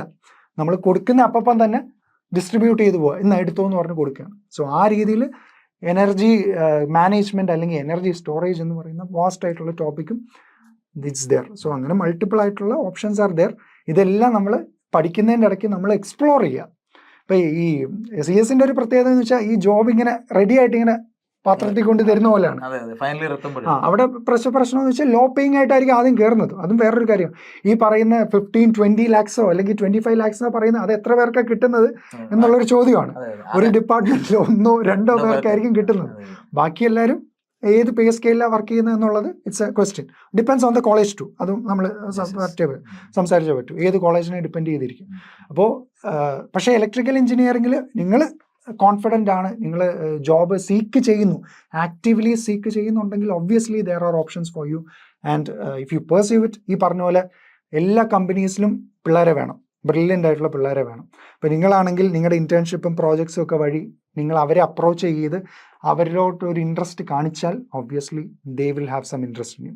അപ്പോൾ ആ രീതിയിലേക്ക് നമ്മൾ നമ്മുടെ കരിയറിനെയും നമ്മുടെ സ്റ്റഡീനെയും എല്ലാം ഒന്ന് പ്ലാൻ ചെയ്യണം. പഴയ പോലെ എല്ലാ ദിവസവും കോളേജിൽ പോയി വരുന്ന പരിപാടിയുണ്ട്. ഇനി അങ്ങോട്ട് ജോബ്സിലേക്ക്, ദാറ്റ് ഇസ് നല്ല ജോബ്സിലേക്ക് എത്തിച്ചേരുക എന്ന് പറയുന്നത് ഒരു ഡെമോഗ്രാഫിക് ഒരു ഡിമാൻഡ് ആയിട്ട് അത് മാറുകയും ചെയ്യും. ചെറുപ്പക്കാർ അതുപോലെ പഠിച്ചിറങ്ങുന്നു. നമ്മുടെ രാജ്യം അങ്ങനെ ഒരു കോമ്പറ്റീഷൻ നേരിടുകയാണ്. ഈ പറഞ്ഞ പോലെ കഴിഞ്ഞ സെഷനിൽ എക്സാമ്പിൾ ആയിട്ട് പറഞ്ഞ 10th പാസ് ആവാത്തവരോ ഡിഗ്രി പാസ് ആവാത്തവർക്കോ CS ജോബ് അവൈലബിൾ ആണ്. അപ്പൊ അത്രയും പേർക്കും കൂടെ ജോബ് ആക്സസ് ചെയ്യാൻ പറ്റുകയാണ്. CS ജോബ് അത്രയും പേർക്കും കൂടെ ആക്സസ് ചെയ്യാൻ പറ്റുകയാണ്. അപ്പോൾ അത് എങ്ങനെയൊക്കെ പോകുന്നുള്ളത് നമുക്ക് അറിഞ്ഞുകൂടാ. ബട്ട് ആസ് ആൻ എംപ്ലോയർ നമ്മൾ നോക്കുമ്പോഴത്തേക്ക് നമുക്ക് ഏറ്റവും ഒരു പർട്ടിക്കുലർ സ്കില്ലിലുള്ള ഏറ്റവും ടോപ്പ് ആളായിരിക്കും വേണ്ടത്. അപ്പൊ ആ സ്കില്ലിലുള്ള ആൾ ഒരിടത്ത് നിൽക്കുന്ന അവന്റെ സർട്ടിഫിക്കറ്റ് ഇല്ല, ഇപ്പുറത്ത് സർട്ടിഫിക്കറ്റ് ഉണ്ട് വലിയ കോളേജിൽ, പക്ഷെ അവന് സ്കില്ലില്ല എങ്കിൽ എനിക്ക് സ്കില്ലുള്ള ആളെ മതി, എനിക്ക് പണി നടക്കണം. അല്ലാതെ ആ സർട്ടിഫിക്കറ്റ് എനിക്കൊണ്ട് ഫ്രെയിം ചെയ്ത് സ്കൂൾ പിള്ളേർ വരെ നല്ല രീതിയിൽ കോഡ് ചെയ്യുന്ന പിള്ളേരുണ്ട്. അതെ, സ്കില്ലിംഗ് വളരെ ഇമ്പോർട്ടന്റ് ആണ്. പിന്നെ ഇത് ഈ പറഞ്ഞാൽ ഇത് എത്ര വാസ്റ്റ് ആണെന്ന് പറഞ്ഞാൽ അത് അടുക്കും ചിട്ടയായിട്ട് അത് പഠിക്കുക. എന്നാലേ ആ ഏരിയാസിനെ നമുക്ക് കൃത്യമായിട്ട് മനസ്സിലാക്കാൻ പറ്റുള്ളൂ. അത്രയും ആ ഏരിയാസിനെ മനസ്സിലാക്കിയെങ്കിൽ മാത്രമേ നമുക്ക് ഒരിടത്തോട്ട് ഫോക്കസ് ചെയ്യാൻ. ഈ പലപ്പോഴും ഈ എലക്ടീവ് സെലക്ട് ചെയ്യുന്നതിലൊക്കെ കൺഫ്യൂഷൻ വരുന്നത് കറക്റ്റ് ആയിട്ട് എവിടെ ഇങ്ങോട്ടാ പോണ്ടേന്ന് അറിഞ്ഞുകൂടാത്തോണ്ട്. എനിക്ക് ഏറ്റവും കൂടുതൽ കൺഫ്യൂഷൻ ഇലക്ട്രിക്കലിലാണ് വരാൻ. കാര്യം ഇലക്ട്രിക്കലിൽ ഇത്രമാത്രം ഡീവിയേഷൻസ് പോസിബിൾ ആയതുകൊണ്ടാണ്. വഴികൾ ഒരുപാടുള്ളപ്പോൾ നമുക്ക് ഏത് വഴി പോകണം, ഒരു റൂട്ടേ ഉള്ളെങ്കിൽ എളുപ്പമുണ്ട്. അതെ, ഇപ്പം ഇലക്ട്രോണിക്സിന്റെ ഭാഗത്തേക്കാ പോണ്ടേന്നുണ്ടെങ്കിൽ നിങ്ങൾക്ക് S7 എലക്ടീവ് എന്ന് പറയുന്നത് എംബഡഡ് സിസ്റ്റംസ് ഉണ്ട്, അത് എടുത്താൽ മതി. അത് ഇവരുടെ ഒരു കോർ സബ്ജക്റ്റ്, ആരുടെ ഇലക്ട്രോണിക്സിന്റെ ഒരു കോർ സബ്ജക്റ്റ് ആണ്. സോ അതെടുത്താൽ നിങ്ങൾക്ക് ആ സബ്ജക്റ്റ് കൂടെ പഠിക്കാവുന്നതാണ്. ഓപ്പൺ എലക്ടീവ് എല്ലാവരും എടുക്കേണ്ടതാണ്. സോ അങ്ങനെ ഒരു ഓപ്ഷനുണ്ട്. ഓപ്പൺ എലക്ടീവ് എന്ന് പറഞ്ഞാൽ വേറൊരു ഡിപ്പാർട്ട്മെന്റിന്റെ ഒരു സബ്ജക്റ്റ് നിങ്ങൾ പഠിക്കുന്നു, ആ രീതിയിൽ കൺസിഡർ ചെയ്ത്. മൈനർ ആണെങ്കിൽ ഓരോ സെമസ്റ്ററിലും നിങ്ങൾ അത് റിലേറ്റഡ് ആയിട്ടുള്ള സബ്ജക്റ്റ് പഠിച്ചു പോകുന്നു. That's A different thing. So അങ്ങനെ മൾട്ടിപ്പിൾ ഓപ്പർച്യൂണിറ്റീസ് ഉണ്ട്. ഇതെല്ലാം നമ്മൾ എക്സ്പ്ലോർ ചെയ്യുക, കണ്ടുപിടിക്കുക, അതിനനുസരിച്ച് നമ്മൾ അപ്ഗ്രേഡ് ചെയ്യുക. That's the only thing that you can do. അപ്പോൾ എനിക്ക് ഇത്രയും നേരം വളരെ വിശാലമായിട്ട് നമ്മൾ ഇലക്ട്രിക്കലിൽ ഒരുപാട് ഏരിയാസ് നമ്മൾ സാറ് പറഞ്ഞു തന്നു. അപ്പോൾ അതിനകത്ത് എനിക്ക് മനസ്സിലായത് ഏറ്റവും പ്രോമിനന്റ് ആയിട്ട് നിൽക്കുന്ന ഒന്ന് ഈ പറഞ്ഞ പവർ സിസ്റ്റം അല്ലെ. കുട്ടികൾക്ക് ഒരുപക്ഷെ വളരെ നന്നായിട്ട് ശ്രദ്ധിച്ചിരിക്കാത്തവർ ഉണ്ടെങ്കിൽ ചിലപ്പോൾ ഒരുപക്ഷെ അവർക്ക് ഐഡിയ കിട്ടിയില്ലെങ്കിൽ നമുക്ക് വേണമെങ്കിൽ ആ സ്ക്രീനിൽ അതിന്റെ ഒരു ഐഡിയ കൊടുക്കാം അല്ലെ. പവർ സിസ്റ്റം അല്ലെ, പവർ സിസ്റ്റം എഞ്ചിനീയേഴ്സ് എന്ന് പറയുന്നത് പവർ പ്ലാന്റ്സിലൊക്കെ വർക്ക് ചെയ്യുന്ന അല്ലെ, പവർ ജനറേഷനുമായിട്ട് ബന്ധപ്പെട്ട് വർക്ക് ചെയ്യുന്ന ന്യൂക്ലിയർ എഞ്ചിനീയേഴ്സ് ആവാം, തെർമലിലാവാം, ഹൈഡ്രോയിലാവാം, അങ്ങനെ പല സ്ട്രീമിലുള്ള അല്ലെ പവർ സിസ്റ്റത്തിൽ. റിന്യൂവബിൾ വരുമ്പോഴത്തേക്ക് solar power plant installation handle ചെയ്യുന്ന എഞ്ചിനീയർ, ഹൈഡൽ, ടൈഡൽ, അങ്ങനെ കുറെ. നാളെ ഏറ്റവും കൂടുതൽ അവസരങ്ങൾ വരാനുള്ള ഒരു ഏരിയയാണ്. നിങ്ങൾ മനസ്സിലാക്കേണ്ടത് ഈ IITസിലൊന്നും ഇലക്ട്രോണിക്സ് എന്ന ഡിപ്പാർട്ട്മെന്റ് ഇല്ല, ഇലക്ട്രിക്കലാണ്. അപ്പൊ ഇതിന്റെ എല്ലാം കോർ വരുന്നത് ഇലക്ട്രിക്കൽ ആയതുകൊണ്ട് നിങ്ങൾക്ക് ഈ പറഞ്ഞ പവർ ജനറേഷൻ ഇത്തരം ഏരിയാസിലും ഒക്കെ എല്ലാ ഇലക്ട്രോണിക്സിന്റെ ഏരിയയിലും കമ്പ്യൂട്ടർ സയൻസിന്റെ ഏരിയയിലും ഒക്കെ സ്കോപ്പ് ഉണ്ട്. അപ്പൊ പവർ ഇല്ലാതെ ഒരിക്കലും അല്ലെ ഒരു ഡെവലപ്ഡ് രാജ്യം എനർജി ഇല്ലാതെ. ഇൻഫാക്ട് ഡെവലപ്മെന്റ് ഡിഫൈൻ ചെയ്യുന്നത് എത്രമാത്രം പവർ കൺസംഷൻ അവിടെ നടക്കുന്നു എന്നുള്ളതിനെ വെച്ചൊരു അങ്ങനെയും പറയാറുണ്ട് ആൾക്കാർ. എത്രമാത്രം പവർ ലെവൽ കൂടുന്നതനുസരിച്ച് ബേസിക്കലി ആ രാജ്യം കുറച്ചും കൂടെ ഡെവലപ്പ് ആവുക ഒരു മെട്രിക്സ് ആയിട്ട് എടുക്കാറുണ്ട്. പവർ സിസ്റ്റം, അതുപോലെ ഈ പറഞ്ഞ പോലെ ഓട്ടോമേഷൻ അല്ലെങ്കിൽ ഡ്രോൺ ടെക്നോളജി അല്ലെ, അത് കൺട്രോൾ ആൻഡ് നാവിഗേഷനിൽ വരുന്നതാണ്. ഇൻഫാക്ട് ഇലക്ട്രിക്കൽ നിങ്ങൾ ഡിഗ്രി എടുത്തു കഴിഞ്ഞാൽ, ബാച്ചിലേഴ്സ് ഡിഗ്രി എടുത്തു കഴിഞ്ഞാൽ ഒരു ഡീവിയേഷൻ വരുന്നത് ഈ കൺട്രോൾ നാവിഗേഷൻ എഞ്ചിനീയേഴ്സ് എന്ന് പറഞ്ഞുള്ള ഇത് ഡീവിയേഷൻ വരും. അവിടെ ആകുമ്പോൾ നിങ്ങൾ ട്രജക്ടറി ആണ് പഠിക്കുക. വളരെ ഇൻട്രസ്റ്റിംഗ് ആയിട്ടുള്ള ഒരു ഫീൽഡാണ്. ഇപ്പം മിസൈലിന്റെ ട്രജക്ടറി അല്ലെങ്കിൽ റോക്കറ്റിന്റെ ട്രജക്ടറി. നിങ്ങൾ ഇന്റേൺഷിപ്പ് ചെയ്യാൻ പോകുന്നത് ചിലപ്പോൾ ഇസ്രോയിലോ അല്ലെങ്കിൽ VSSCയിലോ ഒക്കെ ആയിരിക്കാം. അപ്പൊ ആ രീതിയിലുള്ള വേറൊരു വഴി തുറന്നു തരികയാണ് ഇലക്ട്രിക്കൽ പഠിച്ച് അങ്ങനെ പോകുന്നത്. സീറ്റിലുള്ളതാണ് ഈ കൺട്രോൾ സിസ്റ്റമിലുള്ള നമ്മുടെ എംടെക്കും അതുപോലെ Specialization. നാവിഗേഷനിലും സ്പെഷ്യലൈസേഷൻ ഉള്ളതാണ്. അപ്പൊ അത് ഡ്രോൺ ടെക്നോളജി ഒക്കെ എനിക്കൊന്ന് മുന്നോട്ട് വളരെ വളരെ advanced ആയിക്കൊണ്ടിരിക്കുന്നു. ഇൻഫാക്ട് കുറെ പിള്ളേർ പ്രോജക്റ്റ് ചെയ്യുന്നതാണ്. CET-ലാണെങ്കിലും NIT-ലാണെങ്കിലും ഒക്കെ ചെയ്യുന്നതാണ്. കുറെ പ്രോജക്ട്സ് അതൊക്കെ ചെയ്യുന്നത്. വളരെ ഇൻട്രസ്റ്റിംഗ് ഏരിയാസ് ആണ്, മനസ്സിലാവും. അപ്പൊ അവിടെ ഈ പ്രോജക്റ്റ് നമ്മൾ ചെയ്യുന്നത് വഴി പുതിയൊരു അഡീഷണൽ സാധനം കൂടെ നമ്മൾ പഠിക്കുക, പുതിയൊരു ഡൊമൈൻ പഠിക്കുകയാണ്. ഇപ്പോൾ ഒരു ഡ്രോൺ പറന്ന് മുകളിലേക്ക് പോകുമ്പോൾ അതിൽ പല കാര്യം എയറോഡൈനാമിക്സ്, മെക്കാനിക്കൽ ആയിട്ടുള്ള കാര്യങ്ങളും പല കാര്യങ്ങളും നമ്മൾ പഠിക്കുകയാണ്. അവിടെയും കോഡിംഗ് ഉണ്ട്. ഈ പല പ്രോജക്റ്റിന് ഇപ്പോൾ ഉള്ള പ്രശ്നം എന്ന് വെച്ചാൽ, സാറേ പ്രോജക്റ്റ് ചെയ്യാം പക്ഷേ കോഡിംഗ് പറ്റത്തില്ല, ഈ സോഫ്റ്റ്വെയർ ഒന്നും തൊടാൻ പറ്റത്തില്ല. ആ പരിപാടി നടക്കത്തില്ല. കോഡിങ്ങിൻ്റെ ബേസിക് ആയിട്ടുള്ള കാര്യം നമ്മൾ പഠിക്കണം. നമ്മുടെ ആപ്ലിക്കേഷൻ വരുമ്പോഴായിരിക്കും നമ്മൾ പഠിക്കുന്നത്. ഒരു പ്രോജക്റ്റ് ചെയ്യുമ്പോഴായിരിക്കും ശരിയാ ഈ സിയിൽ കോഡിങ് കുറച്ച് അറിഞ്ഞിരിക്കണം എന്ന് പറഞ്ഞാൽ ആദ്യം തൊട്ട് ടെക്സ്റ്റ് ഇരുന്ന് പഠിക്കണമെന്നില്ല. എല്ലാം അവൈലബിൾ ആണ് നെറ്റിലെല്ലാം. നമ്മുടെ ഏത് പോർഷൻ പഠിക്കണം എന്നുള്ളത് വരെ അവൈലബിൾ ആണ്. 1 മണിക്കൂർ കൊണ്ട് പഠിക്കാനും 2 മണിക്കൂർ കൊണ്ട് പഠിക്കാനും 10 ദിവസം കൊണ്ട് 1 മാസം കൊണ്ട് പഠിക്കാനുള്ള പല രീതിയിലുള്ള ക്യാപ്സ്യൂൾസ് അവൈലബിൾ ആണ്. അത് അങ്ങനെ വളരെ സ്ട്രാറ്റജിക് ആയിട്ട് പ്രൊജക്ട്സ് ഒക്കെ സെലക്ട് ചെയ്യുമ്പോൾ ഈ എംപ്ലോയേഴ്സ് വരുമ്പോൾ, കമ്പനീസ് വരുമ്പോൾ അവർ നോക്കുമ്പോൾ ഈ പ്രൊജക്റ്റിൽ തന്നെ ഒരുപാട് അല്ലെ അട്രാക്ഷൻ കാണുമ്പോൾ. എനിക്ക് അറിയാവുന്ന ഒരു സ്റ്റുഡന്റ് ഉണ്ട്, പുള്ളിക്കാരനാണെങ്കിൽ ഈ ഡ്രോൺ ചെയ്തായിരുന്നു. അപ്പോൾ ഒരു കമ്പനി ഇത് റിലേറ്റഡ് ആയിട്ടുള്ള ഒരു കമ്പനി വന്നപ്പോൾ, ഓട്ടോമേഷൻ റിലേറ്റഡ് ആയിട്ടുള്ള കമ്പനി വന്നപ്പോൾ പുള്ളിക്കാരൻ ഇതായിരുന്നു പറഞ്ഞത്, ഞാൻ നിങ്ങൾ ചെയ്യുന്ന റീസെർച്ച് ചെയ്യുന്ന ഈ ടോപ്പിക്കിൽ ഞാൻ എൻ്റെ പ്രോജക്റ്റ് ചെയ്തിട്ടുണ്ട്, ഇത് റിലേറ്റഡ് ആയിട്ടുള്ള ഞാൻ ചെയ്തിട്ടുണ്ട്. അപ്പോൾ അവർക്ക് ഇംപ്രസ്ഡ് ആവുകയാണ്. കാരണം he is ready for you. ഞാനിനി അഡീഷണൽ ആ എംപ്ലോയർ ചിന്തിക്കുമ്പോൾ ഇനി അഡീഷണൽ ഇവനെ പഠിപ്പിച്ച് ട്രെയിൻ ചെയ്യിപ്പിക്കേണ്ട ആവശ്യമില്ല, പുള്ളിക്കാരൻ റെഡിയാണ്. അതിനകത്തൊരു പൊട്ടൻഷ്യൽ റിസ്ക് ഉണ്ട്. ഇവനെ ട്രെയിൻ ചെയ്യിപ്പിച്ച് കുറെ കാലം എടുത്ത് കഴിയുമ്പോഴത്തേക്കായിരിക്കും മറ്റൊരു കമ്പനി ബെറ്റർ ഗേറ്റ് പഠിക്കാൻ പോകുമ്പോഴായിരിക്കും. അപ്പോൾ അങ്ങനെ ഓരോ റിസ്കുകളുണ്ട്. അപ്പം ഈ പറഞ്ഞ പോലെ പ്ലാൻ ചെയ്യുക, നിങ്ങളുടെ കരിയറിനെയും നിങ്ങളുടെ ലൈഫിനെയൊക്കെ പ്ലാൻ ചെയ്യുക. അത് സെക്കൻഡ് ഇയർ തൊട്ടൊക്കെ സ്റ്റാർട്ട് ചെയ്യുക. ബട്ട് ഫൈനൽ ഇയർ എത്തിക്കഴിഞ്ഞ് എന്താണ് ഇനി ചെയ്യുന്നത്? അപ്പോൾ പലപ്പോഴും ഉള്ള സംഭവം എന്ന് വെച്ചാൽ ഫൈനൽ ഇയർ എത്തിക്കഴിഞ്ഞ് ഇങ്ങനെ ആകാശത്തേക്ക് നോക്കിയിരിക്കും, ഇനി എന്ത് ചെയ്യും? അത് പ്രത്യേകിച്ച് ഈ വീഡിയോ കാണുന്ന സ്റ്റുഡൻസിന് പറ്റരുത്. അതാണ് നമ്മുടെ ഒരു ആഗ്രഹം, അല്ലേ? അതൊരു വലിയ ഒരു ട്രാപ്പിലേക്ക് പോകും. പിന്നെ ഇവർ ആ കൺഫ്യൂസ്ഡ് ആണ്. റാൻഡം ആയിട്ടുള്ള ഏതെങ്കിലും ഒക്കെ ഡിസിഷൻ എടുക്കാനുള്ള സാധ്യത കൂടുതലാണ്. ഈ കോമ്പറ്റേറ്റീവ് എക്സാമിന്റെ പ്രിപ്പറേഷൻ പോലും ആലോചിച്ച് കഴിഞ്ഞാൽ, കാര്യം പഠിച്ചിറങ്ങിയതിന് ശേഷം എല്ലാവരും മറ്റൊക്കെ പോയി ഇവര് ആകെ നട്ടം തിരിഞ്ഞ് നിന്നിട്ട് പിന്നീട് പരീക്ഷയ്ക്ക് വേണ്ടി പ്രിപ്പയർ ചെയ്യുമ്പോൾ സംഭവിക്കാൻ പോകുന്ന പ്രേമലു സിനിമ കാണുന്ന പോലെ ഗേറ്റിന് പഠിക്കാൻ കൂടെ പോകുന്ന എത്ര പേരുണ്ട്, കൂട്ടുകാരൻ പോകുന്നതിന്റെ കൂടെ ഗേറ്റിന് ഹൈദരാബാദിൽ പോകും. എന്നിട്ട് അൾട്ടിമേറ്റ്ലി ഈ എക്സാം അവറാണ് നമ്മുടെ ഭാവിയെ നിയന്ത്രിക്കുന്നത് എന്നുള്ള ഒരു വലിയ പ്രഷറിലേക്ക് ഇവർ ചെന്ന് അവസാനം ചെന്ന് പെടുന്ന ഒരു സാഹചര്യമാണ്. അതാണ് ഒരുപക്ഷെ ഇപ്പൊ ഗേറ്റ് തേർഡ് ഇയറിൽ എഴുതാമെന്നുള്ള ഒരു തേർഡ് ഇയറും ഫോർത്ത് ഇയറിലും എഴുതാം, നമുക്ക് അതിനൊപ്പം ചെയ്യാം. അപ്പോൾ പ്രത്യേകിച്ച് ഒന്നും നഷ്ടപ്പെടാനില്ല അവിടെ. അതെ, ഈ എംടെക് മാത്രമല്ല താനും, അതുവഴി പബ്ലിക് സെക്ടർ അണ്ടർടേക്കിംഗ്സിലേക്ക് വളരെ ഓപ്പർച്യൂണിറ്റീസ് ആണ് ഇലക്ട്രിക്കലുകാർക്ക്. ഇപ്പൊ DRDO തൊട്ട് BARC, power grid corporation of India വളരെ. പിന്നെ നമ്മുടെ PSUs ഒരുപാടാണ്, IOCL, BPCL, HPCL. ഇലക്ട്രിക്കലുകാരെ വിളിക്കാത്ത ഓൾമോസ്റ്റ് ഒന്നുമില്ലെന്ന് തന്നെ തോന്നുന്നു. ഓൾമോസ്റ്റ് എല്ലാ കമ്പനീസും PSUs എല്ലാം വിളിക്കാറുണ്ട്. അപ്പൊ ആ രീതിയിലും നിങ്ങളുടെ ലൈഫിനെ ഒരു സെൻട്രൽ ഗവൺമെന്റ് എംപ്ലോയി ആയി മാറാനുള്ളൊരു റെയർ ആയിട്ട് വളരെ ഹൈ പാക്കേജ് ഇവർക്ക് ഒരുപക്ഷെ ക്യാമ്പസ് പ്ലേസ്മെന്റ് കിട്ടുന്ന അല്ലെ ആ പാക്കേജിനെക്കാളും വളരെ മുകളിലാണ്. ജോബ് സെക്യൂരിറ്റി വളരെ 20-25 lakhs വരെയൊക്കെ ഫൈൻ പോകുന്നുണ്ട്. അതൊന്നും യൂഷ്വലി നമ്മുടെ പ്ലേസ്മെന്റ്സിലൊന്നും വരാറുള്ളതല്ല. High profile ജോബുമാണ്. അപ്പോൾ അതുപോലെ ഇലക്ട്രിക് വെഹിക്കിൾസ്, ഇതാണ് ഫൈനലി എനിക്ക് കിട്ടിയ പിക്ചർ. അപ്പോൾ ഇലക്ട്രിക് വെഹിക്കിൾസ് ഉൾപ്പെടെയുള്ള ഏരിയാസിൽ ഒരുപാട് ഫ്യൂച്ചർ നമ്മൾ കാണുന്നു. അപ്പോൾ നമ്മുടെ ഏരിയാസ് ഇതൊക്കെയാണ്. ഫർദർ നമ്മൾ സർട്ടിഫിക്കറ്റ് കോഴ്സസിനെ പറ്റി സംസാരിച്ചില്ല. സർട്ടിഫിക്കറ്റ് കോഴ്സസ് എന്ന് പറയുമ്പോഴത്തേക്ക് ഇവർ അപ്സ്കില്ല് ചെയ്യേണ്ട സ്കോപ്പ്, അവർ ഏതൊക്കെ ഏരിയാസിൽ ഇവർക്ക് ഇപ്പൊ ഇൻ കേസ് ഒരു സെംബ്രേക്ക് വന്നു, അല്ലെങ്കിൽ അവർക്ക് പ്രൊജക്ടിന്റെ ഒരു റിക്വയർമെന്റിനായിട്ട് ചില കോഴ്സസ് ഒക്കെ സർട്ടിഫിക്കേഷൻ കോഴ്സസ് ചെയ്ത് കഴിഞ്ഞാൽ അഡീഷണൽ ഒരു സ്കില്ലായി അവർക്ക്. അപ്പൊ അതിനെ പറ്റി ഒന്ന് അതിന്റെ ഒരു ലിസ്റ്റിലെ പ്രധാനപ്പെട്ട കുറച്ച് കാര്യങ്ങൾ നോട്ട് ചെയ്യാൻ. അപ്പോൾ നമ്മൾ ഏത് സ്ട്രീം പഠിച്ചാലും ഒബ്വിയസ്ലി ഈ ഒരു കറണ്ട് സിനാറിയോയിൽ നമ്മൾ എന്തെങ്കിലുമൊക്കെ അഡീഷണൽ പഠിക്കണം. എന്നാൽ മാത്രമേ ഈ ഇൻഡസ്ട്രി അല്ലെങ്കിൽ ഇൻഡസ്ട്രി ലീഡ് ചെയ്യുന്നവരെ അട്രാക്ട് ചെയ്യുക എന്നുള്ളത് നമ്മുടെ ജോബും കൂടാണ്. നമ്മളിലേക്ക് അട്രാക്ട് ചെയ്യുക എന്നുള്ളൊരു കാര്യമുണ്ട്. ഈ പ്ലേസ്മെന്റ്സിന്റെ ഒരു പ്രത്യേകത എന്ന് വെച്ചാൽ നമ്മളെ കൊണ്ട് ഇടുകയാണ് അവരുടെ മുമ്പിൽ, എന്നിട്ട് നമ്മൾ എന്തൊക്കെയോ കാണിക്കുന്നു, അവരെ ആരെങ്കിലേക്ക് എടുത്തുകൊണ്ട് പോകുന്നു. ബട്ട് സ്പെസിഫിക്കലി 1-2 പേരെ എടുത്തുകൊണ്ട് പോകുന്ന കമ്പനീസ് അവർ വളരെ പ്രിസൈസ് ആയിട്ട് എടുക്കുന്നത്. ചിലരാണെങ്കിൽ 30-40-50 പേരെ എടുത്തുകൊണ്ട് പോകുന്ന കമ്പനീസും ഉണ്ട്. പാക്കേജും അങ്ങനെ ആയിരിക്കും.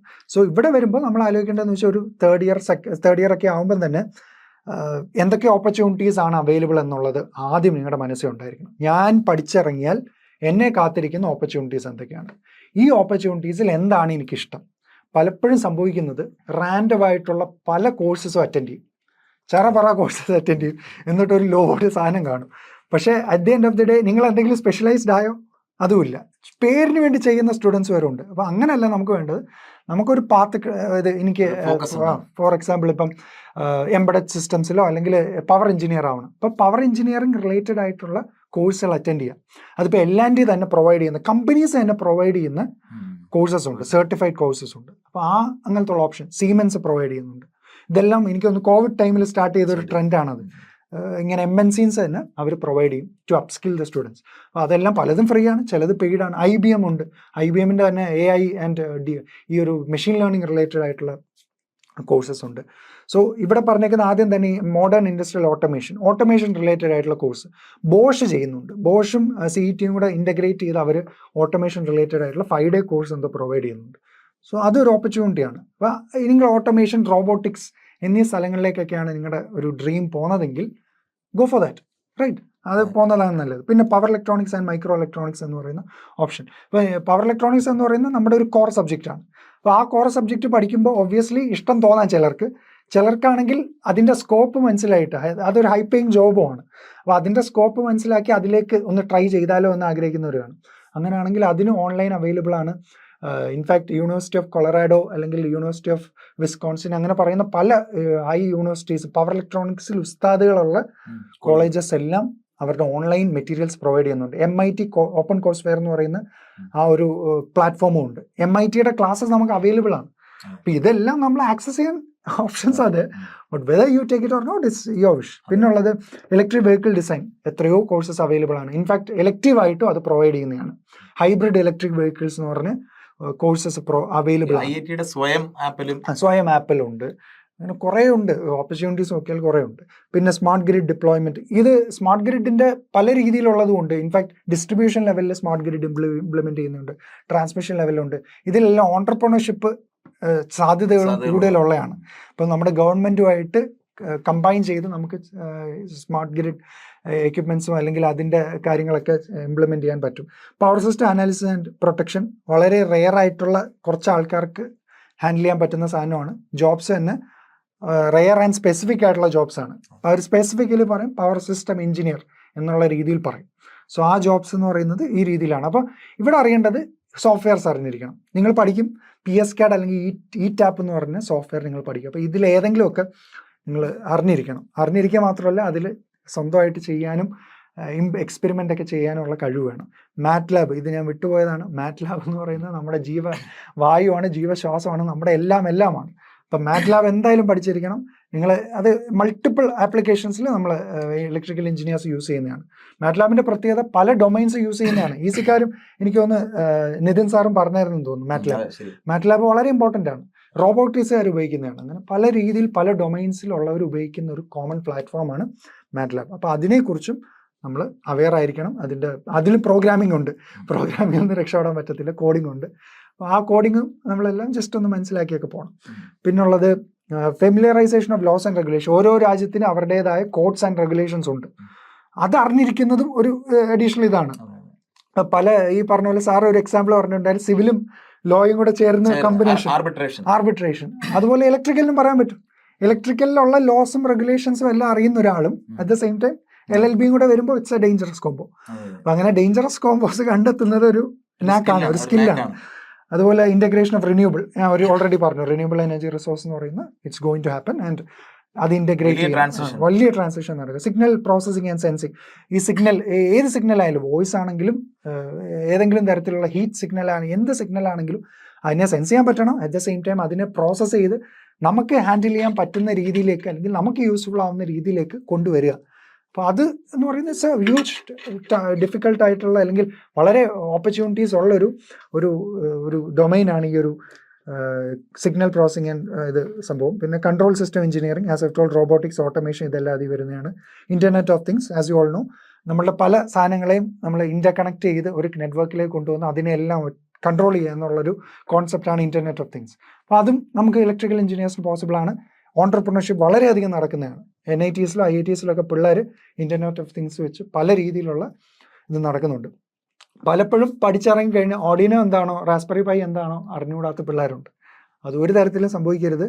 മൈക്രോ പ്രോസസ്സേഴ്സും മൈക്രോ കൺട്രോളേഴ്സും പഠിച്ചിരിക്കണം. എന്തൊക്കെയാണ് അതിൽ ഉള്ളത്, എങ്ങനെയാണ് അത് പ്രോഗ്രാം ചെയ്യുന്നത്, ആർക്കിടെക്ചർ എന്താണ് എന്നീ കാര്യങ്ങളൊക്കെ അറിഞ്ഞിരിക്കണം. ഒരുപക്ഷെ പ്ലസ് ടു ലെവലിൽ അവർ ആലോചിക്കുമ്പോൾ കീവേഡ്സ് ഒന്നും ചിലപ്പോൾ അവർക്ക് കിട്ടിയെന്ന് മനസ്സിലാവണമില്ല. അതൊന്നും കേട്ട് കേട്ട് പേടിക്കണ്ട, സംഭവിക്കുന്നത് കേട്ട്. പക്ഷെ ഫൈനൽ ഇയർ എത്തിക്കഴിഞ്ഞ് കേട്ട് പേടിക്കുന്ന ഒരു അവസ്ഥ വരരുത്. അതുകൊണ്ട് ഫൈനൽ ഇയർ എത്തുമ്പോഴും അയ്യോ ഇതെന്താണ് സംഭവം എന്നുള്ളൊരു സംഭവം വരരുത്. അത് വരരുത്. അത് കണ്ടതുകൊണ്ടാണ്, ആ കണ്ട ദുഃഖം കൊണ്ടാണ് ഞാൻ ഷെയർ ചെയ്തത്. ഓക്കെ. പിന്നെ മാസ്റ്ററിങ് ഈറ്റാപ്പ്, ആൻസസ് എന്ന് പറയുന്ന ഒരു ഇൻട്രസ്റ്റിംഗ് ആയിട്ടുള്ള സോഫ്റ്റ്വെയർ ആണ്. സ്പൈസ്, LT സ്പൈസ് എന്ന് പറയുന്ന സോഫ്റ്റ്വെയർ ഉണ്ട്. അതും പവർ ഇലക്ട്രോണിക്സുകാരൊക്കെ യൂസ് ചെയ്യുക, സർക്യൂട്ട് ഡിസൈന് വേണ്ടി യൂസ് ചെയ്യുന്ന ഒരു സോഫ്റ്റ്വെയർ ആണ്. ഇലക്ട്രിക്കൽ എടുക്കാൻ സീരിയസ് ആയിട്ടുള്ളവർക്ക് ഈ ഒരു സ്ക്രീൻ നിങ്ങൾക്ക് ക്യാപ്ചർ ചെയ്ത് വെക്കാം. ഇത് വളരെ ഡീറ്റെയിൽഡ് ആയിട്ടുള്ള നോക്കുമ്പോൾ ഒരുപക്ഷെ ഇതുമായിട്ട് കണക്ഷൻ ഇല്ലാത്തവർ അല്ലെ, സീരിയസ് ആയിട്ട് ഇരിക്കുന്ന അല്ലെ, ഇലക്ട്രിക്കലിൽ നിന്ന് ഉറപ്പിച്ച സ്റ്റുഡൻസിന് വേണ്ടിയാണ് നമ്മളിത് ഷെയർ ചെയ്യുന്നത്. അപ്പൊ നിങ്ങൾ ഇപ്പോഴത്തെ ലെവലിൽ നിങ്ങൾ ആലോചിക്കുമ്പോൾ ഈ വേർഡ്സ് ഒക്കെ പലതും സ്ട്രേഞ്ച് ആയിട്ട് തോന്നാം.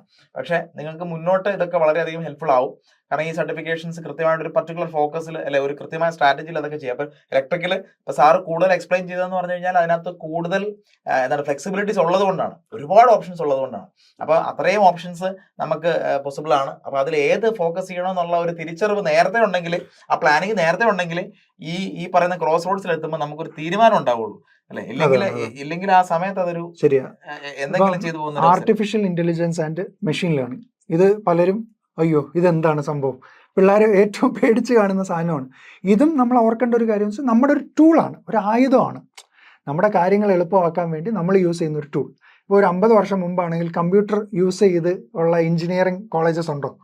ഇല്ല, 50 കുറവായിരിക്കും, വളരെ കുറവായിരിക്കും. അങ്ങനെ പഠിച്ചിട്ടുള്ള സ്റ്റുഡൻസും കുറവായിരിക്കും. പക്ഷേ ഇപ്പോഴാണെങ്കിൽ ലാപ്ടോപ്പ് കയ്യിലില്ലാത്ത ഒരു സ്റ്റുഡൻറ്റും ഇല്ല. നമ്മൾ എന്താ ചെയ്തത്? നമ്മൾ ആ ടൂളിനെ, ലാപ്ടോപ്പ് എന്ന് പറയുന്ന ടൂളിൽ അതിൻ്റെ സോഫ്റ്റ്വെയർസും ഹാർഡ്വെയർസും എല്ലാം നമ്മൾ യൂസ് ചെയ്ത് നമ്മളുടെ അഡ്വാൻറ്റേജിന് വേണ്ടി നമ്മൾ ഉപയോഗിച്ചു. അപ്പം AI അല്ലെങ്കിൽ ML എന്ന് പറയുന്നതും നമുക്ക് യൂസ് ചെയ്യാൻ പറ്റുന്ന ടൂളാണ്. നമ്മുടെ ലൈഫിനെ എളുപ്പമാക്കാനും അല്ലെങ്കിൽ നമ്മുടെ അനാലിസിസിനെ എളുപ്പമാക്കാനും വേണ്ടിയൊക്കെ ചെയ്യുന്നതാണ്. നിങ്ങൾ പവർ സിസ്റ്റം പഠിക്കുമ്പോൾ മനസ്സിലാവും, ഒരു പ്രോബ്ലം ചെയ്യാൻ അരമണിക്കൂർ എടുക്കുന്ന ഒരു സാധനം ഒറ്റ സെക്കൻഡ് കൊണ്ട് നമുക്ക് ആൻസർ കിട്ടും. അപ്പം അങ്ങനെ പ്രോസസ്സിങ് ആൻഡ് ഈ ഒരു അനാലിസിസ് ഒക്കെ വളരെയധികം എളുപ്പമാക്കാൻ വേണ്ടി AI ആൻഡ് ML യൂസ് ചെയ്യാം. ബട്ട് അത് ആ ടൂൾ അറിഞ്ഞിരിക്കണം. ടൂൾ അറിഞ്ഞാൽ മാത്രമേ ചെയ്യാൻ പറ്റൂ. ഇതെല്ലാം നമ്മൾ പ്രോജക്റ്റ് ചെയ്യുമ്പോഴും ഇന്റേൺഷിപ്പ് ചെയ്യുമ്പോഴൊക്കെ നമ്മൾ പഠിച്ചോളൂ. അത് നിങ്ങൾ അങ്ങനെ പറയേണ്ട ആവശ്യമില്ല. എല്ലാം സാഹചര്യത്തിനനുസരിച്ച് കൺമുമ്പിൽ വരുമ്പോൾ be ready to accept it and learn more about it. അത്രയും കാര്യങ്ങൾ മാത്രമേ ഉള്ളൂ. എനിക്ക് തോന്നുന്നു ഇപ്പോഴെങ്കിലും നിങ്ങൾക്ക് അതിന്റെ ഒരു സ്പിരിറ്റ് മനസ്സിലായി കാണുമെന്ന് എനിക്ക് തോന്നുന്നു. കാര്യം ഇതിനെപ്പറ്റി യാതൊരു ബോധവും ഇല്ലാത്ത ആൾക്കാർ നോക്കുമ്പോൾ ഒരു മുറിയിൽ ഒരുപാട് സാധനങ്ങൾ എന്തൊക്കെയോ വലിച്ചുവാരി ഇട്ടിരിക്കുന്നതാണ്. പക്ഷേ ഇതുപോലെ പാഷനേറ്റ് ആയിട്ടൊരു ഒരാൾ സംസാരിക്കുമ്പോൾ സാർ അത് വളരെ ഇൻട്രസ്റ്റിംഗ് ആയിട്ട് പുള്ളിയുടെ കൗതുകവും പാഷനും ഒക്കെ കാണുമ്പോൾ എന്താണ് ഈ പറഞ്ഞ അതൊക്കെ വെറുതെ കിടക്കുന്ന എന്തോ സാധനങ്ങൾ, ഇതൊക്കെ ഓരോ നമ്മുടെ ഒരു കുട്ടി ടോയ് കാണുന്ന പോലെ അല്ലേ, അതിനോടൊരു ഓരോ കാര്യത്തിനോടും ഒരു എഞ്ചിനീയറിംഗ് മൈൻഡ് സെറ്റ് നമുക്ക് വേണം. ഒരു സാധനത്തെ കാണുന്നു, ആ കാണുമ്പോൾ എന്തെങ്കിലും ഒരു പ്രോബ്ലം അതിനാണ്. ഇപ്പം ലൈറ്റ് തന്നെ ഫ്ലിക്കർ ചെയ്യായിരിക്കും ചിലപ്പോൾ. അപ്പോൾ അത് എന്തുകൊണ്ടാണ് സംഭവിക്കുന്നത്? ആദ്യം കാണുന്നു, പിന്നെ ചിന്തിക്കുന്നു. ചിന്തിച്ചിട്ട് എന്തുകൊണ്ടാണ് സംഭവിക്കുന്നത് എന്ന് ആലോചിക്കുമ്പോഴായിരിക്കും ഇതിൻ്റെ ബാക്കിലുള്ള പ്രിൻസിപ്പിൾസും അതിൻ്റെ ബാക്കിലുള്ള ലോസും കാര്യങ്ങളൊക്കെ നമ്മൾ പഠിക്കുന്നത്. എന്നിട്ട് നമ്മൾ ഫൈനലി അതിനെ റെക്ടിഫൈ ചെയ്യണം. എഞ്ചിനീയറിംഗ് കംപ്ലീറ്റ് ആവുന്ന അവിടെയാണ്. പ്രോബ്ലം കാണുന്നു, അതിനെക്കുറിച്ച് പഠിക്കുന്നു, ഫൈനലി റെക്ടിഫൈ ചെയ്യുന്നു. പലപ്പോഴും സംഭവിക്കുന്ന നടുക്കത്തെ സാധനം മാത്രമാണ് ചെയ്യുന്നത്. എന്തൊക്കെയോ പഠിക്കുന്നു, അതെവിടെ അപ്ലൈ ചെയ്യണമെന്നോ എപ്പോൾ അപ്ലൈ ചെയ്യണമെന്നോ എന്ന് അറിഞ്ഞുകൂടാത്തൊരവസ്ഥ അതുണ്ടാവരുത്.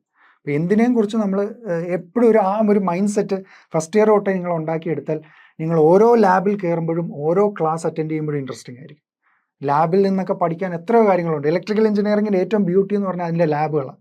എത്ര ലാബുകളാണെന്ന് അറിയും. Different types of lab, analog lab, digital lab, power system lab, machines lab, ഇത്രയും ലാബുകളുള്ളപ്പോൾ അതിൽ നിന്നെല്ലാം നമ്മൾ പഠിക്കുക, ഗ്രാസ്പ് ചെയ്തെടുക്കുക, ഇതിൻ്റെ നോളജ് എല്ലാം എടുത്ത് അപ്പോഴാണ് നമ്മൾ ആ ക്ലാസ്സിൽ പഠിക്കുന്നതും ലാബിൽ പഠിക്കുന്നതും തമ്മിൽ ഒരു കോമ്പിനേഷൻ വരുമ്പോഴാണ് അതിൻ്റെ ഒരു സ്വീറ്റ് സ്പോട്ട് എത്തുന്നത്.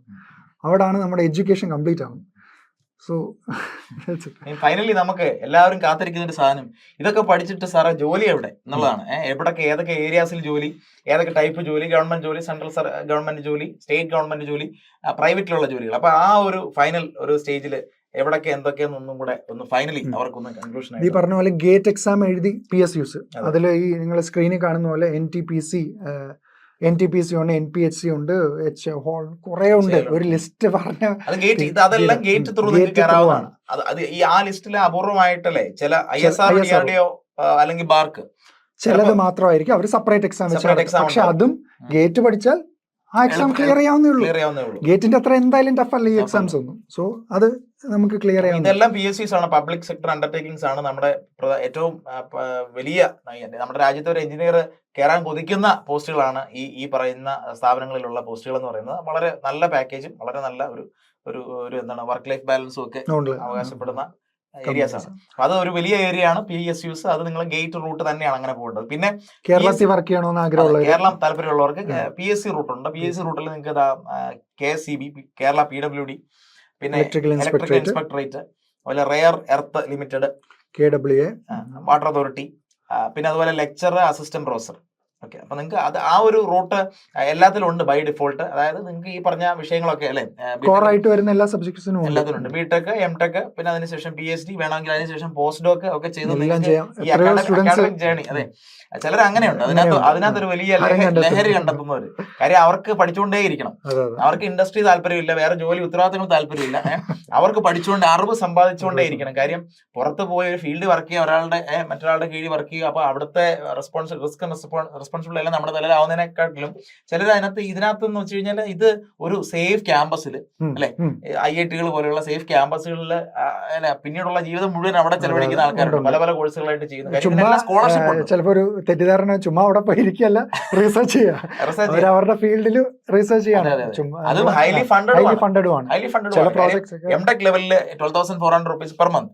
അത് കഴിഞ്ഞ് PhD എത്തിയപ്പോൾ അത് 37,000 42,000 ആവുന്നു. പിന്നെ അടുത്ത ലെവലിലേക്ക് എത്തുമ്പോഴത്തേക്കും വീണ്ടും കൂടുകയാണ്. അപ്പൊ ഈ പറഞ്ഞ ഇവർക്ക് കിട്ടുന്ന സെൻട്രൽ ഗവൺമെന്റ് അല്ലെ CSIR ഫണ്ട് എന്നൊക്കെ പറയുന്ന വളരെ വലിയ ഫണ്ടുകളൊക്കെയാണ്. ഇപ്പൊ 60 ലക്ഷം, 70 ലക്ഷം, 80 ലക്ഷം ഒക്കെ ഫണ്ടുകൾ കിട്ടുന്നുണ്ട്. പിന്നെ ഇതുപോലെ തന്നെയാണ് വിദേശ യൂണിവേഴ്സിറ്റീസിൽ കിട്ടുന്ന ഫണ്ടുകൾ. അപ്പൊ അത് ഒരുപാട് ഒരു കാര്യം കൂടെ, ഈ പ്രോജക്ട് അസിസ്റ്റൻസ് എന്ന് പറഞ്ഞ് വിളിക്കാറുണ്ട്. പല IITസും ഒക്കെ വിളിക്കാറുണ്ട്, NITസും. അപ്പൊ ഏതെങ്കിലുമൊക്കെ പ്രോജക്റ്റിലായിരിക്കും അവർ ചെയ്യുന്നത്. ഇലക്ട്രിക് വെഹിക്കിൾ, ഈ ഇടയ്ക്ക് ഞാൻ കണ്ടായിരുന്നു, ഇലക്ട്രിക് വെഹിക്കിൾ ചാർജിങ് റിലേറ്റഡ് ആയിട്ട് പ്രോജക്റ്റ്. അപ്പൊ BTech പാസ് ഔട്ട് ആയ പിള്ളേരെയാണ് അവർ അന്വേഷിക്കുന്നത്. ഇപ്പൊ ഇൻ കേസ് നിങ്ങൾ കഴിഞ്ഞ് നിൽക്കുന്ന സമയത്താണ് ഈ ഓപ്പർച്യൂണിറ്റീസ് നോക്കുക. കാരണം അങ്ങനെ ഒരു ലീഡ് കിട്ടിയാൽ അവിടെ ഒരു വർഷം സ്പെൻഡ് ചെയ്താൽ ഒരുപാട് കാര്യങ്ങൾ നിങ്ങൾ ഒരു പ്രൊഫൈലും കൂടെ ഉണ്ടാക്കുകയാണ്. ചിലപ്പോൾ ചിലർ എനിക്ക് തോന്നുന്നു പ്രൊജക്ട് അസിസ്റ്റന്റ് ആയിട്ട് വിളിക്കുമ്പോൾ അതിനകത്ത് എലിജിബിലിറ്റി ആയിട്ട് ഗേറ്റ് സ്കോർ വലിയ സ്കോർ ഒന്നും വേണ്ടതാണ്. നിയർ പാസ് ആണെങ്കിൽ അപ്പൊ അവിടെ നിങ്ങൾക്ക് ഒരു സാലറിയും കിട്ടുകയാണ്, അല്ലെ, ഒരു എമൗണ്ട് നിങ്ങൾക്ക് പെർ മന്ത് സ്കോളർഷിപ്പ് കിട്ടും. അത് ഗേറ്റ് സ്കോളർഷിപ്പിനേക്കാളും കൂടുതലാണ്. ഗേറ്റ് സ്കോളർഷിപ്പ് 12,400 പെർ മന്ത് കിട്ടുന്നെങ്കിൽ ഇത് 20,000 30,000 ഒക്കെ സ്കോളർഷിപ്പ് നിങ്ങൾക്ക് അവിടെ പെർ മന്ത് കിട്ടുകയും ചെയ്യും. ഒരു വലിയ പ്രോജക്ട് നിങ്ങൾ പങ്കെടുക്കുകയാണ്, IIT പോലെ ഒരു അല്ലെ, ചിലപ്പം ഏതെങ്കിലും ക്ലയന്റ് ആയിരിക്കും ഇവർക്ക് പ്രോജക്ട് കൊടുക്കുന്നത്. ആ ക്ലയന്റ് നിങ്ങൾ ഇംപ്രസ്ഡ് ആണെങ്കിൽ ഡയറക്ട്ലി അബ്സോർബ് ആവുന്ന അങ്ങനെയും കേസുകളുണ്ട്. അതെ. പിന്നെ ചിലര് ഈ പറഞ്ഞ അത് നേരെ PhD ആയിട്ട് കൺവേർട്ട് ചെയ്യാം, അങ്ങനെ പോവാറുണ്ട്. മൾട്ടിപ്പിൾ പോസിബിലിറ്റീസ് ആണ്. അപ്പൊ നമ്മള് പബ്ലിക് സെക്ടർ പറഞ്ഞു, കേരള PSC വഴിയുള്ളത് പറഞ്ഞു, അതുപോലെ central level exam, central government exams ആണ്. സ്റ്റാഫ് സെലക്ഷൻ കമ്മീഷന്റെ മിലിറ്ററി എഞ്ചിനീയറിംഗ് സർവീസിലേക്ക്, സെൻട്രൽ PWDയിലേക്ക്, engineering service exam, engineering ESC എന്ന് പറയുന്ന എഞ്ചിനീയറിംഗ് സർവീസ് എക്സാം, അതുപോലെ റെയിൽവേ റിക്രൂട്ട്മെന്റ് ബോർഡിന്റെ RRBയുടെ എക്സാം, അതുപോലെ സിവിൽ സർവീസ് എക്സാം. സിവിൽ സർവീസിന് നിങ്ങൾക്ക് ഒരു എലക്റ്റീവ് ആയിട്ട് ഈ പറഞ്ഞ പോലെ ഇലക്ട്രിക്കൽ എഞ്ചിനീയറിംഗ് ചൂസ് ചെയ്യാവുന്നതാണ്. അപ്പോൾ അതൊരു കോർ സബ്ജക്ട് ആയതുകൊണ്ടാണ് മെക്കാനിക്കൽ, ഇലക്ട്രിക്കൽ, സിവിൽ ഒക്കെ നിങ്ങൾക്ക് എന്താണ് എലക്റ്റീവ് ആയിട്ട് ചൂസ് ചെയ്യാം. അപ്പൊ നിങ്ങൾക്ക് ഒരേ സമയം ഈ പറഞ്ഞ പോലെ ഒരു വലിയ സ്വപ്നത്തിലേക്ക് പോകാം. സിവിൽ സർവീസ് എഴുതുമ്പോൾ 250-ലധികം ഡിപ്പാർട്ട്മെന്റിലേക്കുള്ള വേക്കൻസികളാണ് ഫില്ല് ചെയ്യപ്പെടുന്നത്. ഒപ്പം തന്നെ ഇത് പഠിക്കുമ്പോൾ കോറിൽ നിന്ന് വിട്ടു പോകുന്നുമില്ല, എലക്റ്റീവ് നമ്മൾ പഠിക്കുന്നതുകൊണ്ട് കോറിൽ. അപ്പൊ അത് അങ്ങനെ ഒരു സ്ട്രാറ്റജി ഉണ്ട്. പിന്നെ അതുപോലെ പ്രൈവറ്റ് ഇത് നമ്മൾ പ്രധാനമായിട്ട് നമ്മുടെ കോളേജുകളിലൊക്കെ പ്ലേസ്മെന്റ്സ് കാണുന്ന കോർ ഇലക്ട്രിക്കൽ കമ്പനീസ് എന്ന് പറയുന്നത് ആൽസ്റ്റോം, അതുപോലെ സ്നൈഡർ, ബെൻസ്, പിന്നെ general electric, siemens, Adani power limited, Reliance, ഇവരെല്ലാം പല കോളേജിലും വരുന്നുണ്ട് കേട്ടോ. ടോപ്പ് കോളേജസിലൊക്കെ ഇവരുടെ എല്ലാവരുടെയും പ്ലേസ്മെന്റ്സ് ആയിട്ട് വരുന്നുണ്ട്. ഇപ്പോൾ CET തന്നെ പലപ്പോഴും ബെൻസ് വന്നിട്ടുണ്ട്, റിലയൻസ് വന്നിട്ടുണ്ടായിരുന്നു, ഷ്നൈഡർ വരുന്നുണ്ട്, L&T വരുന്നുണ്ട്, ബോഷ് വരുന്നുണ്ട്. ദോസ് ആർ കോർ കമ്പനീസ് ആണ്.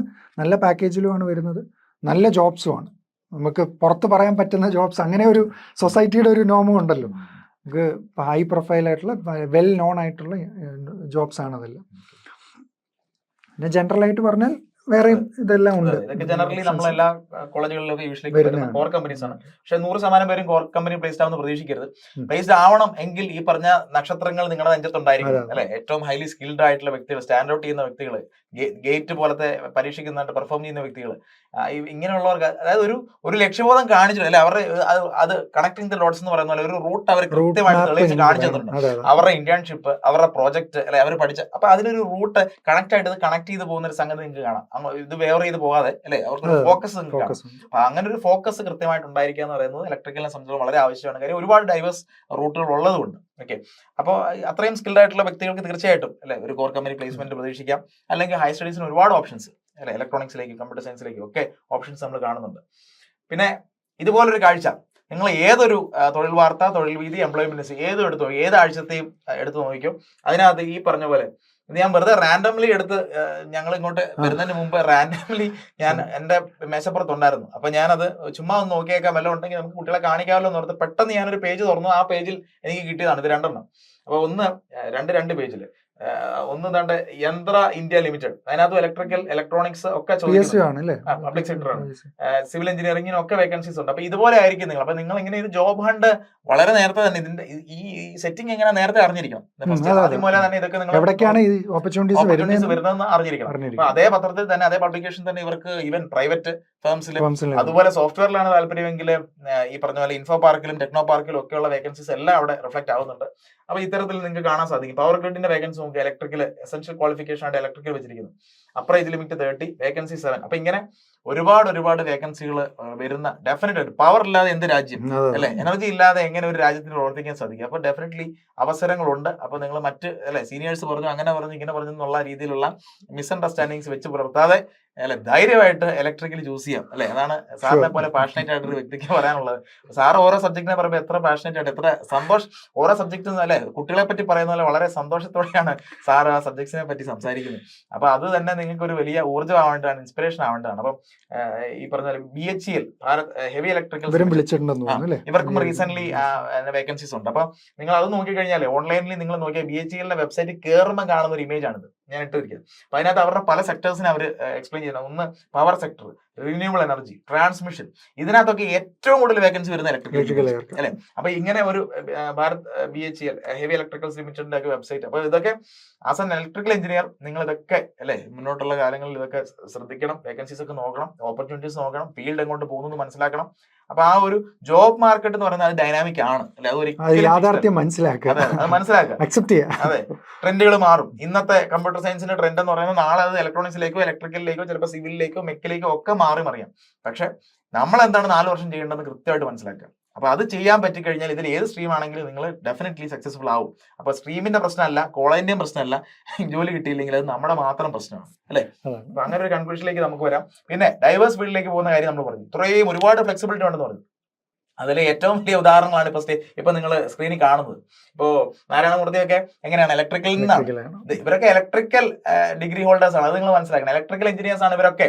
അപ്പൊ ഫസ്റ്റ് വ്യക്തി കമ്പ്യൂട്ടർ സയൻസ് സോഫ്റ്റ്വെയർ ഏരിയയിലേക്ക് പോയെങ്കിൽ അടുത്തയാൾ രഘുറാം രാജൻ, ഈ ഇന്ത്യയിലെ നിന്ന് ഏറ്റവും ബഹുമാനിക്കപ്പെടുന്നത് അല്ലെ ലോകം മുഴുവൻ അംഗീകരിച്ച ഒരു വലിയ അല്ലെ ബാങ്കിങ് പ്രൊഫഷണലാണ്. പക്ഷെ അദ്ദേഹം ആദ്യം പോയത് എവിടെ നിന്നാണ്? എക്കണോമിക്സിലൊക്കെ വലിയ യൂണിവേഴ്സിറ്റികളിൽ ക്ലാസ് എടുക്കുന്ന വ്യക്തിയാണ്. അദ്ദേഹം ഇലക്ട്രിക്കൽ എഞ്ചിനീയറിംഗിൽ MBA പോയി. അവിടെ നിന്നാണ് പിന്നെ ബാങ്കിങ് സെക്ടറിലേക്ക് പോയി. അടുത്ത വ്യക്തി അനിരുദ്ധ് ദേവ്ഗൻ. അദ്ദേഹം എന്ന് പറയുന്നത് ഇലക്ട്രിക്കൽ എഞ്ചിനീയർ ആണ്. പക്ഷെ ഇലക്ട്രോണിക്സ് ഡിപ്പാർട്ട്മെന്റിലെ ഏറ്റവും വലിയൊരു കോർ കമ്പനി ലോകം മുഴുവൻ അല്ലെ വളരെ ഒരുപാട് നേട്ടങ്ങൾ ഉണ്ടാക്കിയ എല്ലാവരും അംഗീകരിക്കുന്ന ഒരു വലിയ കമ്പനി കേഡൻസ് എന്ന് പറയുന്ന കമ്പനി. അവിടെ ഇലക്ട്രിക്കലിൽ നിങ്ങൾ യൂസ് ചെയ്യുന്ന ഒരു വലിയ സോഫ്റ്റ്വെയർ ടൂളിന്റെ പേര് തന്നെയാണ് കേഡൻസ്. അപ്പൊ അത് ഈ കമ്പനിയിൽ നിന്നുള്ളതാണ്. നിങ്ങൾക്ക് കോർ കമ്പനി പ്ലേസ്മെന്റ് ഇങ്ങനെ ഒരു കമ്പനി കിട്ടിയ വലിയ ഭാഗ്യം നിങ്ങൾ കരുതും. ആ കമ്പനിയുടെ തലവൻ ആരാണ്? അദ്ദേഹം ഒരു ഇലക്ട്രിക്കൽ എഞ്ചിനീയർ ആണ്. അപ്പോ ഇങ്ങനെ നിങ്ങൾ ഇലക്ട്രിക്കൽ എഞ്ചിനീയറിന്റെ ഒരു ഡൈവേഴ്സിഫിക്കേഷൻ അല്ലെങ്കിൽ ഫ്ലെക്സിബിലിറ്റീസിനെ പറ്റി മനസ്സിലാക്കിയാൽ ഒരിക്കലും ആ ഫീൽഡ് നിങ്ങൾ തള്ളിക്കളയുക. ഇനി അടുത്ത എനിക്ക് പറയാനുള്ളത് വളരെ ഇൻട്രസ്റ്റിംഗ് ആയിട്ടുള്ള ഒരു സ്പെഷ്യൽ പേഴ്സണാലിറ്റിയാണ്. നമ്മൾ അദ്ദേഹത്തിനോട് വളരെ ഒരു സൗഹൃദം പുലർത്തുന്ന ഒരു ഇൻസ്റ്റിറ്റ്യൂട്ട് ആണ്. നമുക്കൊരു പ്രോഗ്രാമിന് പുള്ളി ഒരിക്കൽ വന്നിരുന്നു. ഇദ്ദേഹം കേരളത്തിൽ അതിപ്രഗത്ഭനായിട്ടുള്ള ഒരു വ്യക്തിയാണ്. Doctor Achyut Shankar sir. അദ്ദേഹം ഒരു ഇലക്ട്രിക്കൽ എഞ്ചിനീയർ ആണ്. CET ബിടെക്കിന് ശേഷം അല്ലെ MTech ചെയ്തു, ഇലക്ട്രിക്കൽ എഞ്ചിനീയറിംഗ് ചെയ്തു. കൂടാതെ MPhil കമ്പ്യൂട്ടർ സയൻസിൽ MPhil ചെയ്തു അല്ലെ. പിന്നെ PhD എഞ്ചിനീയറിംഗിലും ചെയ്തു, PhD മ്യൂസിക്കിലും ചെയ്തു.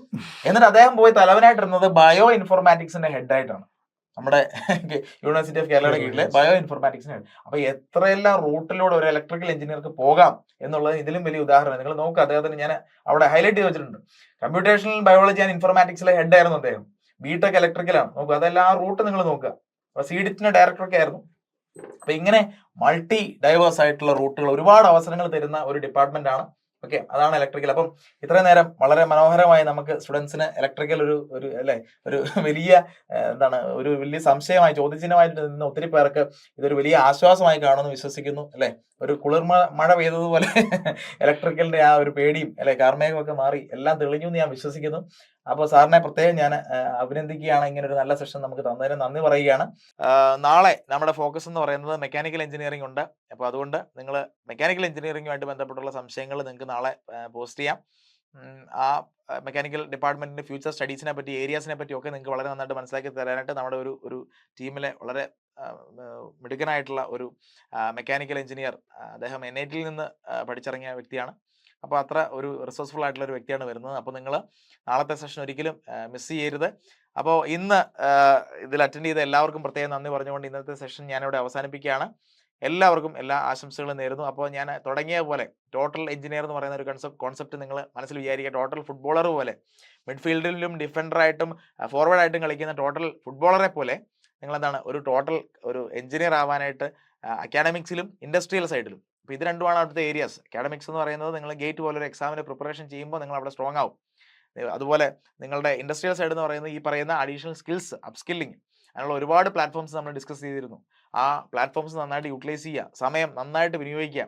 അപ്പോൾ അങ്ങനെയാണ് പാഷൻ ജനറേറ്റ് ചെയ്യുക, ഓറിയന്റേഷൻ ജനറേറ്റ് ചെയ്തെടുക്കുക. കാര്യം നിങ്ങൾക്ക് കിട്ടുന്ന സമയം ആ രീതിയിൽ പ്രയോജനപ്പെടുത്തിയില്ലെങ്കിൽ നിങ്ങളുടെ എക്സാക്ട് ഫോക്കസ് ഏത് കോറിലേക്ക് ഏത് ഏരിയയിലേക്ക് തിരിയണം, ഇന്റേൺഷിപ്സ് എവിടെ ചെയ്യണം, പ്രൊജക്റ്റ് എവിടെ ചെയ്യണം എന്നുള്ള രീതിയിലുള്ള അനാവശ്യ കൺഫ്യൂഷൻസ് നിങ്ങളെ ബിടെക് കാലത്ത് ഹോണ്ട് ചെയ്യും. അതിന് നല്ലത് നേരത്തെ മുതൽ തന്നെ ഒരു നല്ല സ്ട്രാറ്റജി കരിയർ പ്ലാനിങ് നിങ്ങൾ ഡെവലപ്പ് ചെയ്തെടുക്കാം. അപ്പോൾ എല്ലാവർക്കും എല്ലാ ആശംസകളും നേരുന്നു. ഗുഡ് നൈറ്റ് എല്ലാവർക്കും. നന്ദി. Thank you.